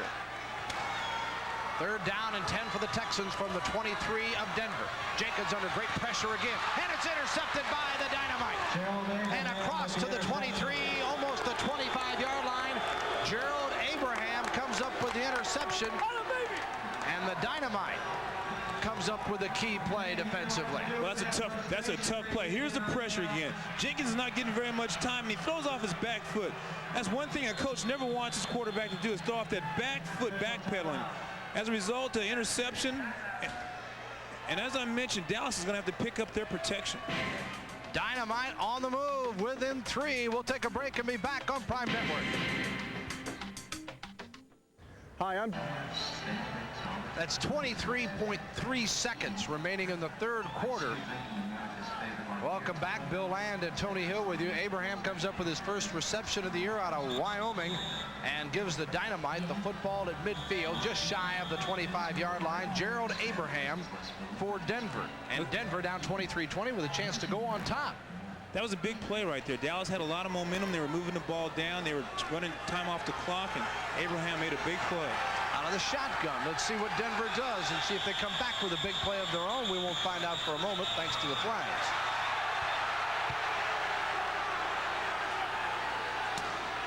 Just the same, Roulette came in to say hello to Mike Hold. Alan Roulette in his first game here for the Texans out of East Texas State. Legal formation on Dallas in a neutral zone. Illegal formation on Dallas in the neutral zone. So Denver will pick up a few on that, and the 3-yard penalty makes it a first down and 7 now for the Dynamite, and they're in Dallas territory at the 23.5-yard line. Clock ends the third period here. Fast-paced action, and they're loving it here in Dallas. Texans lead it by 3 after 3. We'll take a break. We'll be back with the fourth and final quarter here on Arena Football, the 50-yard indoor war. Welcome back after 3 quarters. Hold not impressive overall, 5 for 15 passing, but it's been good enough as he's also scored one himself and thrown a couple of TD passes. Dallas, on the other hand, Jenkins, a big night early with 161 yards, 2 scores, has been cold lately. Jenkins been the big receiver for the Texans with 73 yards receiving, and had an opening TD for the Texans. As we get ready to start the fourth period here, the Dynamite trailing Dallas 23-20 in Dallas. Denver with the football. Bill Land and Tony Hill with it. And on the 1st and 7, an incompletion with flags thrown gives us an opportunity to welcome Ernie Staunton, the former Dallas Texan coach, and of course NFL Hall of Famer, and for many years with the Dallas Cowboys, and now back in the National Football League with the Denver Broncos. And Ernie, what do you think of your own ball club? Oh, I think they're doing well. You know, they had a little bit of a down spell right at the beginning of the third period, but quite a few of the guys I know, and they have a lot of character to them. I think they'll come back pretty strong. What I really want to know is my partner here, Tony Hill. Could he play in this league, playing both ways? Oh, don't put me under the firepower now. Wait a minute. I'd certainly find a place for him on defense because I know he can play offense. I'll guarantee you that. Well, I'll tell you what, this whole rivalry here that exists is all because of this gentleman sitting beside us. They beat Denver 3 games in a row, correct? 3 times. 3 times. All right, first down and 5 for the Dynamite, and shoots on the carry inside the 15 down to near the 12-yard line, where Sam Moore makes the tackle for Dallas. Dallas has been hurt by 8 penalties for 30 yards tonight, and I know Drew Pearson's having some trouble getting everything to click, Ernie. That's something that you're not totally unfamiliar with, is it? No, it's not something I'm familiar with at all. Drew, give him about 1 or 2 more games, and I think that he'll be acclimated to what's going on here. He's doing very well considering coming into it as short as he did, believe me. Second down and 6 to go. Ball on the 13 for Denver. Here's Hold on the carry. Unusual in this league that a guy like Hold would be a team's leading ball carrier, and he's second in the league, Ernie, in rushing. I'll tell you, Mike Hold is an excellent quarterback, and he adds that other dimension of being able to run with the ball, and it puts a lot of pressure on the defense, especially in a game like this where 90% of your offense is passing. And Dave Curley has done a good job in devising motion plays with a run at it, and then off the same play, he's throwing a pass. I just noticed these things. It was something like we did a year ago against him. Third down and 3, and Denver keeps it on the ground to get the first down, and then a fumble. All right. Texans have recovered. Dallas recovering. Hurd, I believe. Jeff Hurd comes up with a loose one for the Texans, and Denver's still not convinced. That's what we need right here is a break like that. You know, can always set the fire off again. Well, that's a big play for Dallas right here. Denver runs a trap play to shoots. They strip the ball out of there, and I believe that is number 65, Jeff Hurd, who makes the play over there. Great play, jumps on the ball, does a great job. You remember old Jeffrey, Tony? Oh, yeah, he was with the Cowboys a couple times. Real character player for us last year here, too. Sure. Really did a good job. All right, right, let's see what Dallas can do with it. Last time they got an interception started from their own. All right, Mitchell, hold on, baby. That away. Mitchell Ward carried the football, and he coughs it up and shoots, gets it back for Denver. Well, that's the worst thing that can happen to Dallas. Dallas' major concern this week was turnovers. And right here in your own plus territory, which is within the 10-yard line, you can't afford those kind of plays. Mitchell has a huge hole, but he doesn't hold on to the ball. Actually, he takes a heck of a hit. He did take a good hit. And Schutz, who fumbled the ball last time, recovers the fumble. What a great league. You can go get it back. That's what I like about it. Play it both ways as Schutz takes care of business. And now it's first down and goal to go for Denver. And good play. Good play. That was Sam Moore, wasn't it? That was a great play by Sam Moore. That was Sam Moore. Yeah, that was Sam Moore. Sam Moore rifled in, or used a rifle technique where he just came in full speed and made a big hit on Mike Holt. Understand as you look at this, the cheerleading up here is not from my partner who is impartial, Tony Hill, but Ernie Stautner, the former Texan coach, and you can't blame him pulling for his own ball club. I just want people to make sure they send those letters to the right address.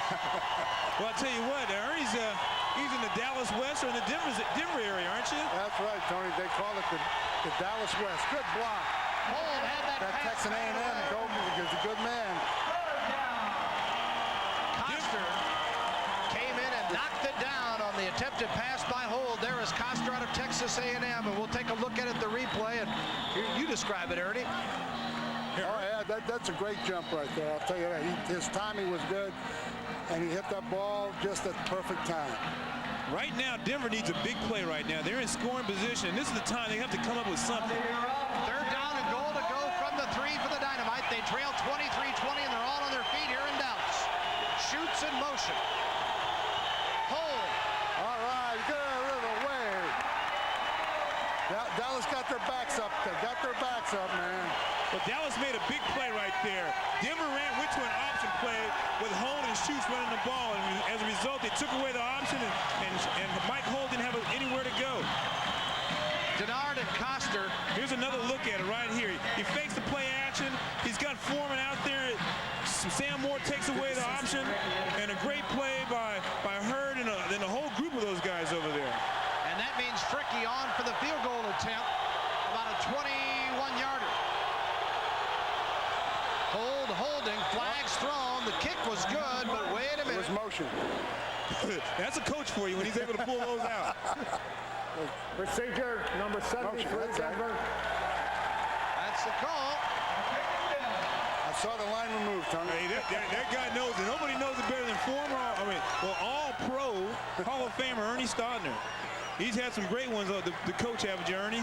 Oh, man, I'll tell you, after Bob Lilly, Randy White, Jeff Rotu, Larry Cole, He's got a Hall of Fame list that he's coached. I'd like to have a few of those with the Broncos this fall, wouldn't you? Oh, man, I sure would.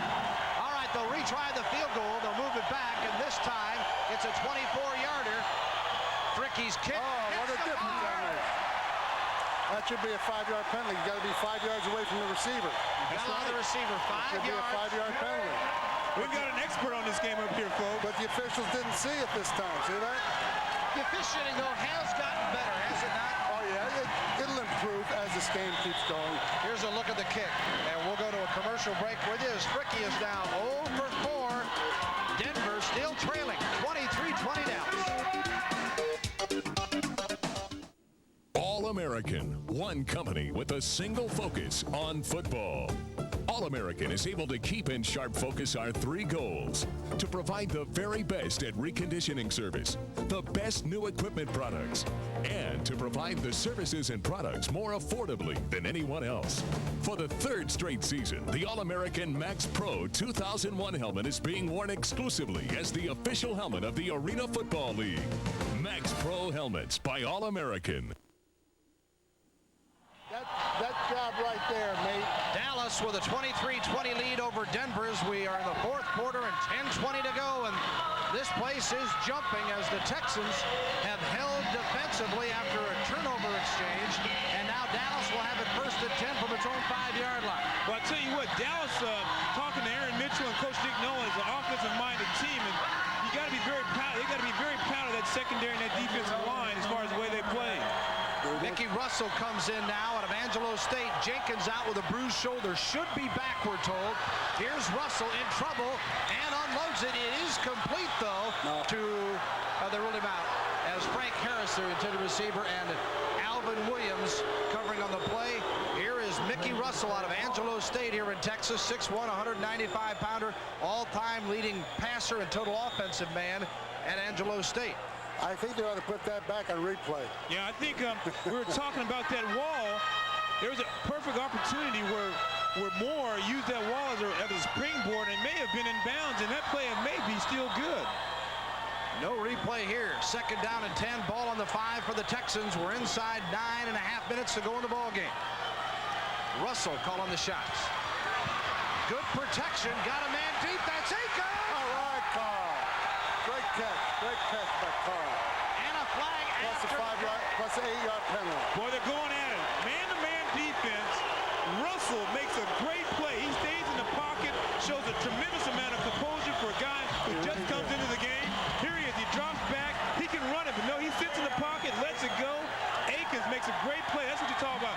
Going up for the ball and makes a great play. Hey, Tony, that was a pretty good loft on that ball on top of it. That was a lot of touch. That's the kind of play a receiver likes.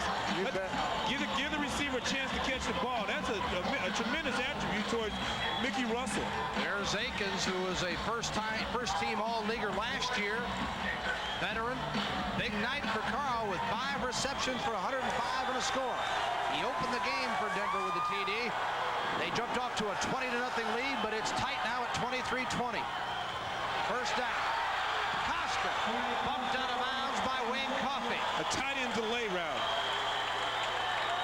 Good tackle by Coffey. One-on-one tackle. If he doesn't make the play, Costa scores. Here it is. The quarterback drops back. Costa runs a quick slant out. Here comes Coffey. He doesn't make this play. It's a touchdown. It's a great play. Coach Stodner, I've had a chance to visit with you. When you were playing, as I was saying, this is an offensive-minded team. What kind of players were you looking for, all-around players, when you were coaching the Texans? Tony, I always look for the defensive man first. I figured that if he could play defense, I can teach him how to play the offense. And I think that's what most of your coaches are looking for. Sloan Hood on the carry is stopped at the 3, and it will be a 3rd down now and goal situation for the Texans. And Ernie, we ought to thank you very much for stopping by. Best of luck in Denver this year. Thank you. And by the way, I heard your broadcast when New Orleans and Albany played, and I enjoyed it very much. In fact, I saw it. Well, all right, thank you very much, Appreciate Ernie. that. Thank you. Have a great year, Coach. You're a fabulous coach. Ernie Staudtner, NFL Hall of Famer, now coaching with the Denver Broncos, former coach here. Here's Russell now on a 3rd down and goal to go from the 4-yard line for the Texans, up by 3. In trouble and sacked at the 10-yard line by Joe March. So March comes blowing through again, and what a game this Murray State product is having. Yeah, he's having a good game. He's excited. That's a big play right there. I think Russell may have stayed there a little too long. When you take a 3-step drop, you're expected to get the ball off in a hurry. And he stayed in there long. I think Coach... Here's a spin move by Marsh at the left part of your screen, and he just makes the play. He just beats this guy right off the bat. Remember, you have to come on the inside in this league when you do your rushing. Can't come from outside the end. 6:52 and counting as March picks up his 2nd sack. And now 4th down and goal from the 10. Mickey Russell, the backup quarterback on his first series. Huge play for Dallas. In trouble and brought down again as I'm going to call it incompletion. March again in the face of Russell. Coach Pearson looks a little upset about there. He's wants somebody's not running the right route, or I think he may be a little concerned about this defense coming from outside. 73, maybe talking about as rushing from the outside. I believe his problem here is he thought it was 3rd down. I think that's what Drew was saying. Hey, that's only 3rd down. The official just quickly told him, no, sir. As you take a look at Russell being brought down, that was 4th down, and Denver will get the ball. Pearson is still arguing with the official as we look at the replay again. We'll take a break. Stay with us. It is wild here in Dallas. Texans lead it by 3 with 6:20 to go. Distraught Drew Pearson as he lost his argument with the officials on what down it was, and with a 23-20 lead. I kind of wondered why there wasn't a timeout or much thought given, because that was a huge play on a 4th down from the 10, 4th and goal. But Denver gets it back now on downs. 1st and 10 from the 10 for the Dynamite, down by 3. Hold into the stands. And there's a souvenir. There's a souvenir right there, folks. If you're a fan, you get a ball in your direction, you get to keep it and take it home. Tell you what, folks, if you take a look at Hold there as he's checking the plays on his wrist, come on out to Arena Football. I don't think you'll be disappointed, and you will be back as Babe Pirelli stalks the sideline. We've got intense, condensed, action-packed football. Indoor war, and it is that tonight. 2nd and 10 from the 10. Hold, in trouble, escapes, flag throw. Intercepted. Jenkins, 5, 10, 15 to the 24-yard line.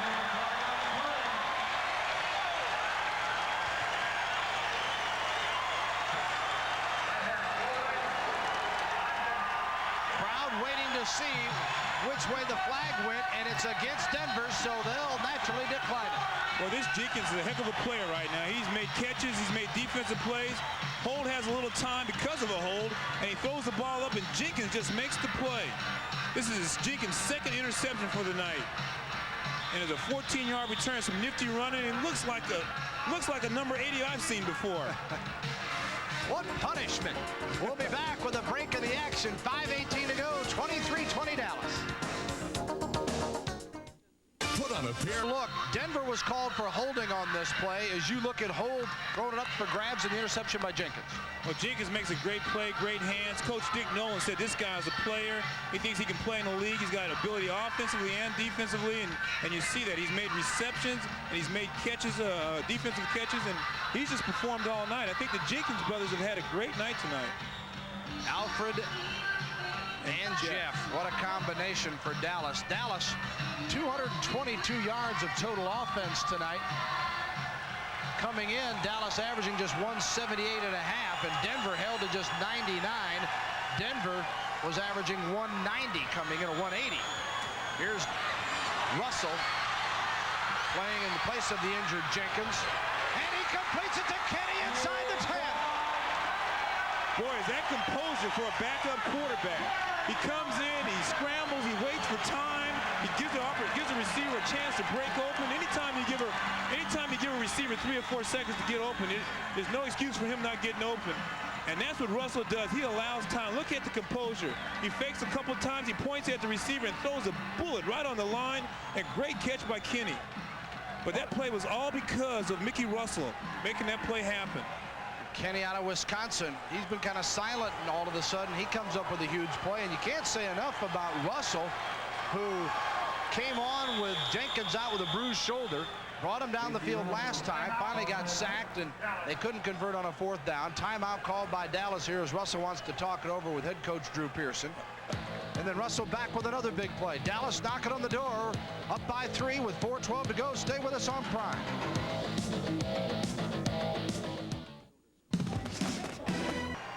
Welcome back to what has been our best matchup so far in week number 3 of Arena Football on Prime Network. I'm Bill Land alongside former Dallas Cowboy Tony Hill. Dallas Texans with a 23-20 lead. There's Jenkins out with a bruised shoulder, we were told is able to play again if needed. But Russell has come on to hit 3 of 5 for 56 yards. It's now a 1st down and goal to go from the 8 for the Texans. They lead it by 3. Russell and out of play. Intended for Sam Moore. There's a flag. And a late hit against Denver, Troy Long. Well, there's that intense football. Russell just laid the ball up. It looked like it was a corner pattern where Sam Moore runs a post pattern and breaks to the corner. Here it is. He's breaking to the corner, and it looks like Alvin Williams was holding him. And boy, he took a shot to his neck. He could be injured pretty severe in that play. No reason for this play, though, Tony. He's just hurting his own ball club. Not at all. Not at all. Matter of fact, they make a great play, and here they cost him yardage and an opportunity for Dallas to move the ball downfield. Got to be smarter than that, as Denver will be hurt by that. And Thankfully, Moore is okay as he is up, but he took quite a shot. And you expect it as long as the ball's in play. It's that after the whistle's blown that you can really get hurt sometimes because you find him relaxed, don't you? Well, those are costly mistakes. Anytime you put your guard down, you get hit. That's the time when you get injuries. When you're not hustling or you have your guards down, that's when you have your severe injuries. Interesting statistic with Mickey Russell. He tried out for the Cleveland Browns, and he has a knack for getting out of trouble because of his strong arm. And he just showed us that on the last couple of downs. With a penalty, 1st and goal to go from the 4. Kenny in motion for the Texans. They hand it off, and nice jitterbug move by Sloan Hood out of Texas A&I. David Smith made the tackle, and Hood is a guy, as they say, Drew Pearson calls him a tank with legs. And he is nimble, and that's what is impressive on that run there. Well, he played the same backfield as Johnny Bailey from Texas A&I, who's now with the Chicago Bears. That was a great slant pattern right up the middle. And Hood had a tryout with the Bears, but you can imagine when a guy like Bailey was at A&I, Hood didn't get to carry the football much. I don't think so. 2nd and goal to go. Tries to dive over Hood, and that won't fly as Dallas stuffed by that Denver line. Well, that was a stacked defense right there. That's the first time I'd seen it. They had the cornerbacks, the linebackers, and everyone within that 4-yard zone. They're pretty close right there. Dallas leading by 3. Remember, clock moving doesn't stop until the final minute of play in this ball game. 2:47 and counting. But even down by 2 scores, if Denver should give up a touchdown here, it doesn't mean it's over. All you got to do is ask Denver, because last year they thought they had it won in the playoff here, and Dallas came back in the final minutes to a surprise victory. Hood again, touchdown Texans.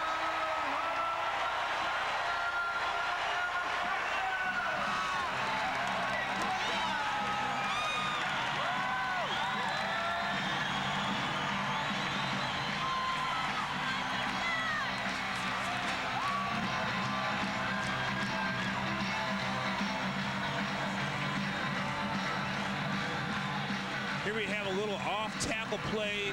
Hood goes from left to right, makes a good run. Great eyesight, great peripheral vision. Good job. And Dallas gets his first score of the 2nd half. They scored 3 times in the first period and led 20-0 before Denver slowly marched back into this one. But Dallas has never trailed. Power on for the point after. Flag thrown, and this is a very important kick with it being a 9-point game, and the penalty going to be against Denver. That was a big score for Dallas right there. They needed that score last time. They were down in what you call plus territory or scoring position, and they didn't score, and that cost them. And we'll see what kind of impact they may have in the game in the future if Denver is able to come back and score another touchdown or maybe 10 points.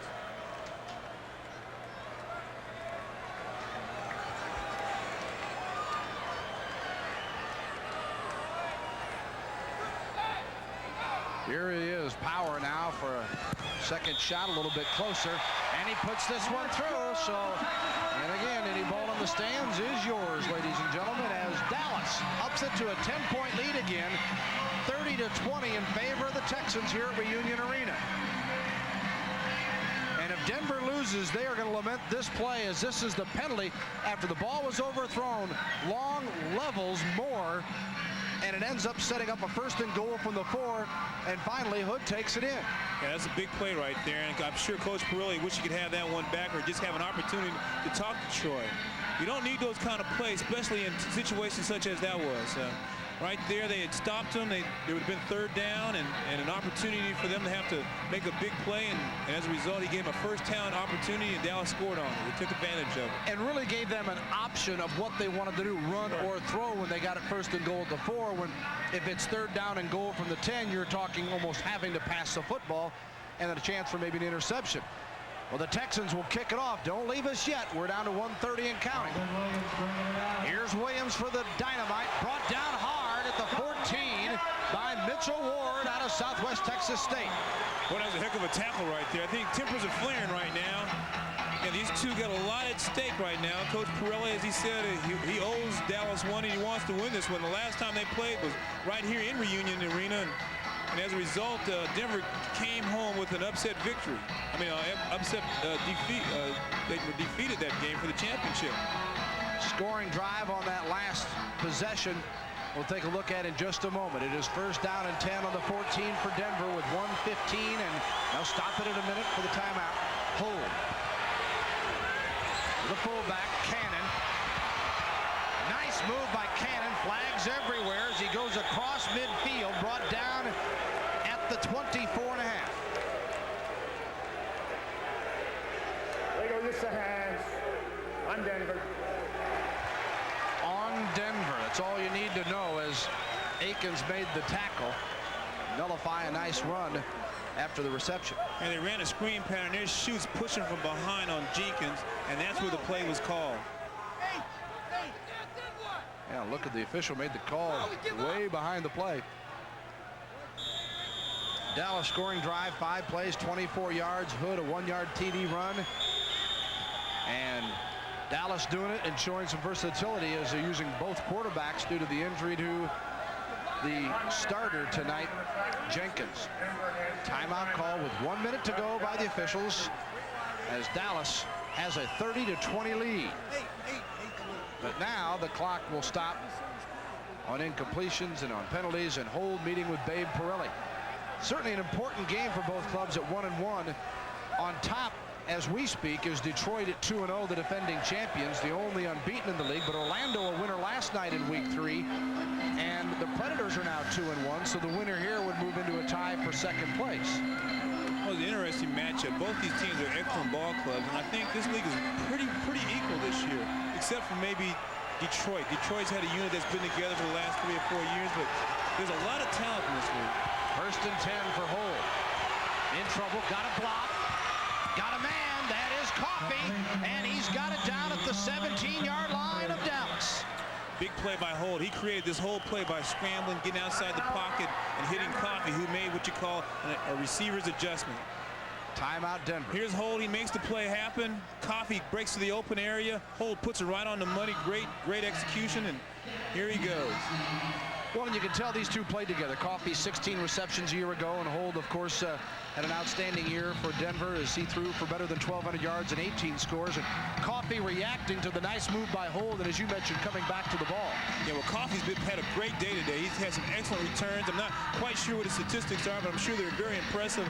But he's got a knack. He's got great range. He's got a great perception of what's going on the field, and he's got the ability just to get open and make big plays, as we've seen all day. There's something, as you look at Drew Pearson, that this game offers is when you play both ways, I would imagine you do have a better feel because you know what the other guy's thinking because you were there just a few minutes ago.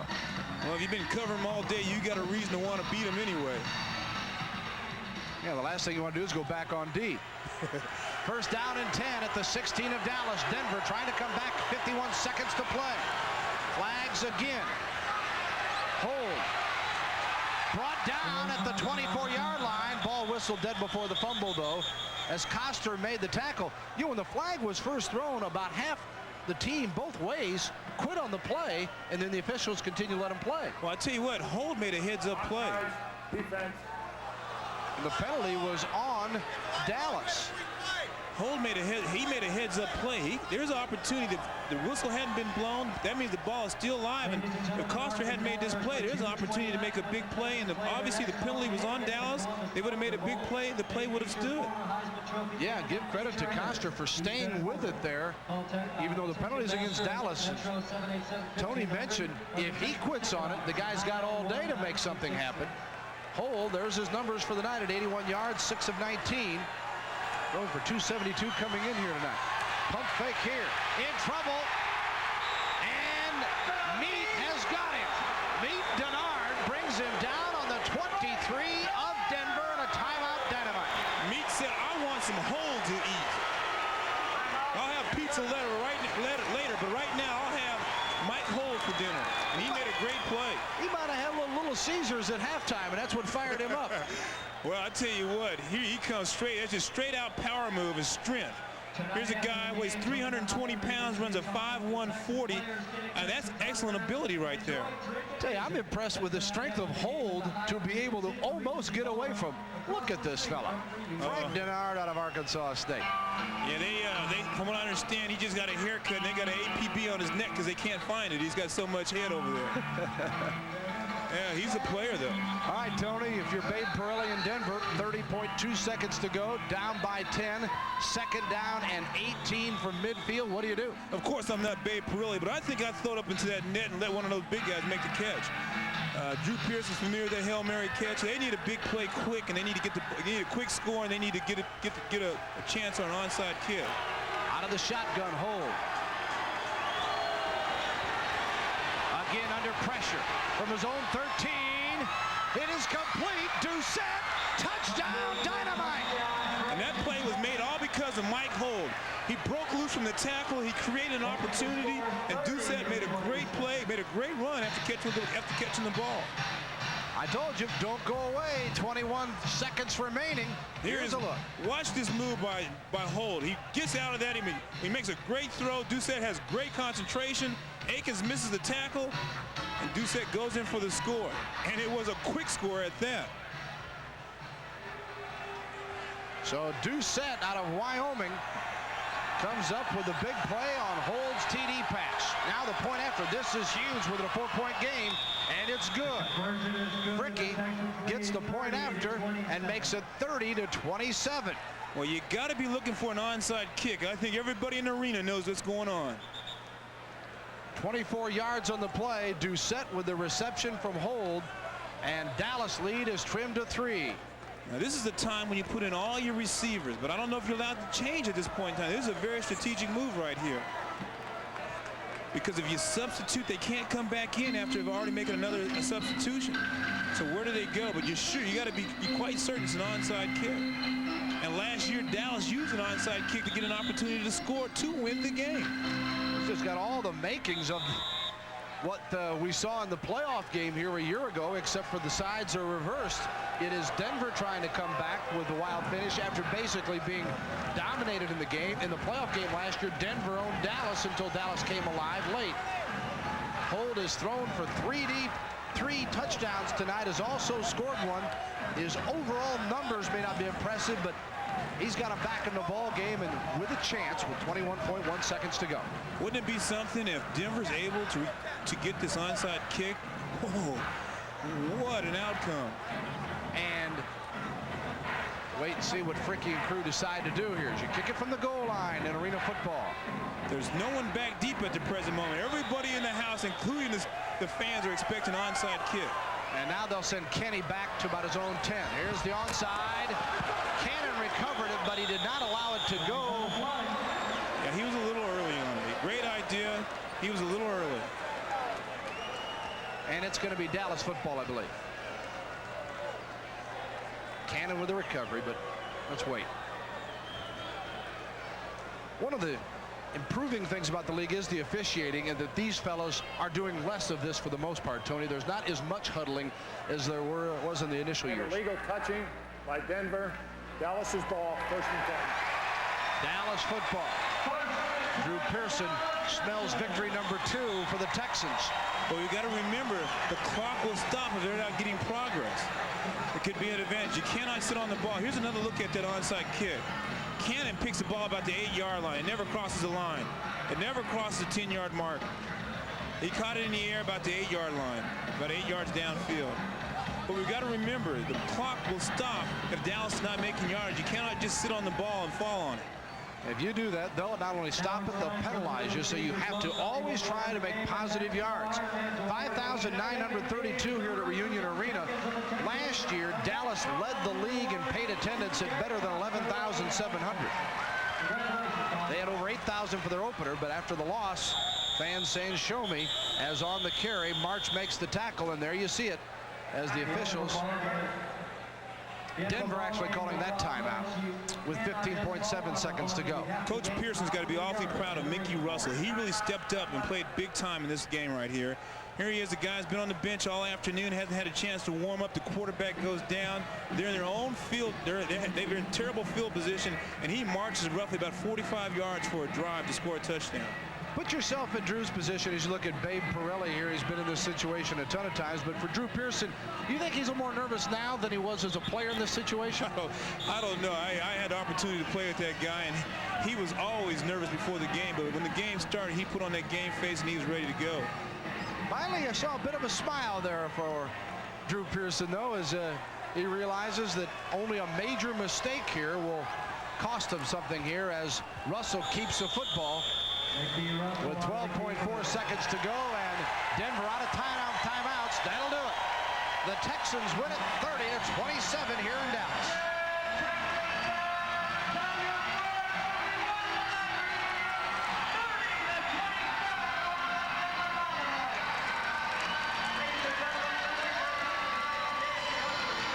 The Texans improve to 2-1, and Denver falls to 1-2 with a 30-27 Texan win over the Dynamite. We'll be back to talk about it in a moment. Hi, I'm Jeff Kunkel here with my friend David Brown to tell you about an exciting double play. It's the Texas Rangers HSC Double Play Donation Night, June 19th. When you make a donation to Easter Seals, you're eligible for 2 tickets to a Ranger game, 2 seats in the HSC Luxury Box, and a trip to the West Coast to see the Rangers play. Call in your donations between 8 and 5 to help area children with disabilities. Join the Texas Rangers and HSC in support of Easter Seals. It's hard to believe what life would be like without pencils, telephones, computers, and even paper clips. And yet these everyday products were created by people much like you. If you have an idea, invention, or new product you'd like to submit to industry, Invention Submission Corporation has a free inventor's kit to help you get started. The kit contains a form for recording and dating your invention, an information brochure, and other materials of interest to inventors. Invention Submission Corporation is one of America's largest invention service companies. We can show you how your invention can be packaged and submitted to industry. So call ISC now for your free inventor's kit. For your free inventor's kit, call toll-free 1-800-356-7500. Call now and we'll rush this valuable information to you free of charge. Remember, that's 1-800-356-7500.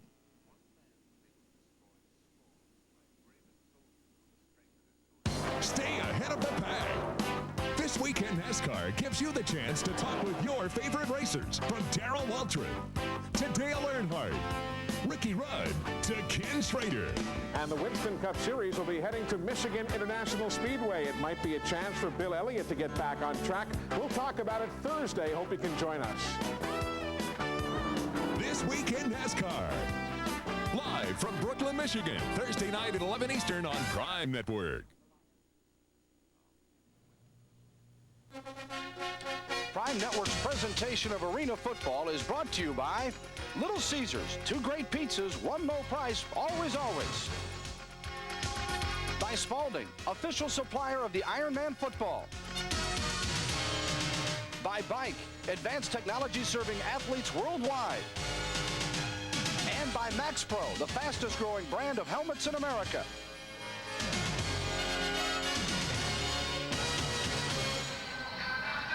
Thumbs up for Drew Pearson and the Dallas Texans as they leave a 30-27 victor over the Denver Dynamite here in Arena Football on Prime Network. Bill Landon, Tony Hill back with you to wrap it up.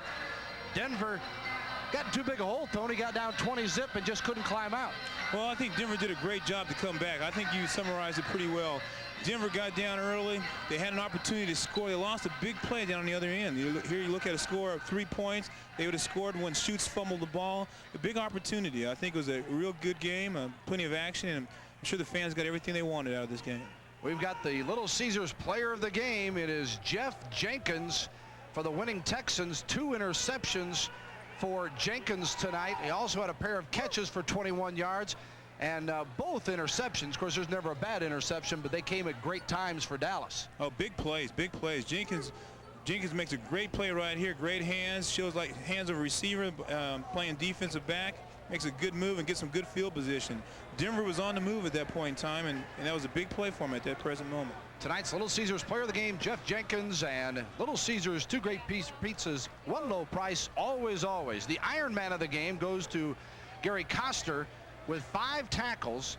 He had 2 block passes, and those came at big times for Dallas, and a fumble recovery. He also managed to grab 2 for 18 yards and had a touchdown for 12 yards on a reception. Yeah, I think Koster had a great game. He had a tremendous impact in this game. He was on hold the whole game. He made big plays. He came from everywhere. He made a great catch for a touchdown, on a tight end touchdown.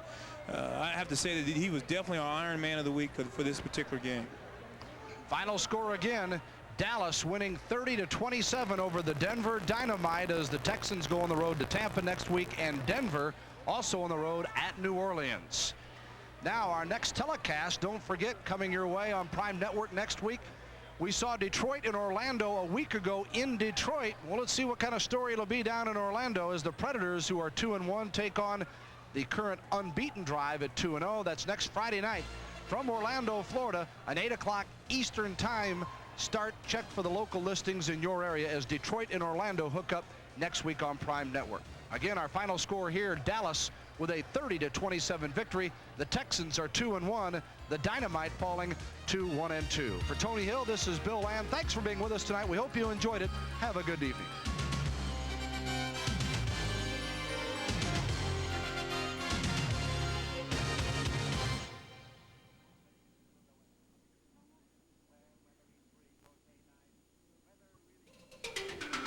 Home Sports Entertainment celebrates the weekend with only the best sports program.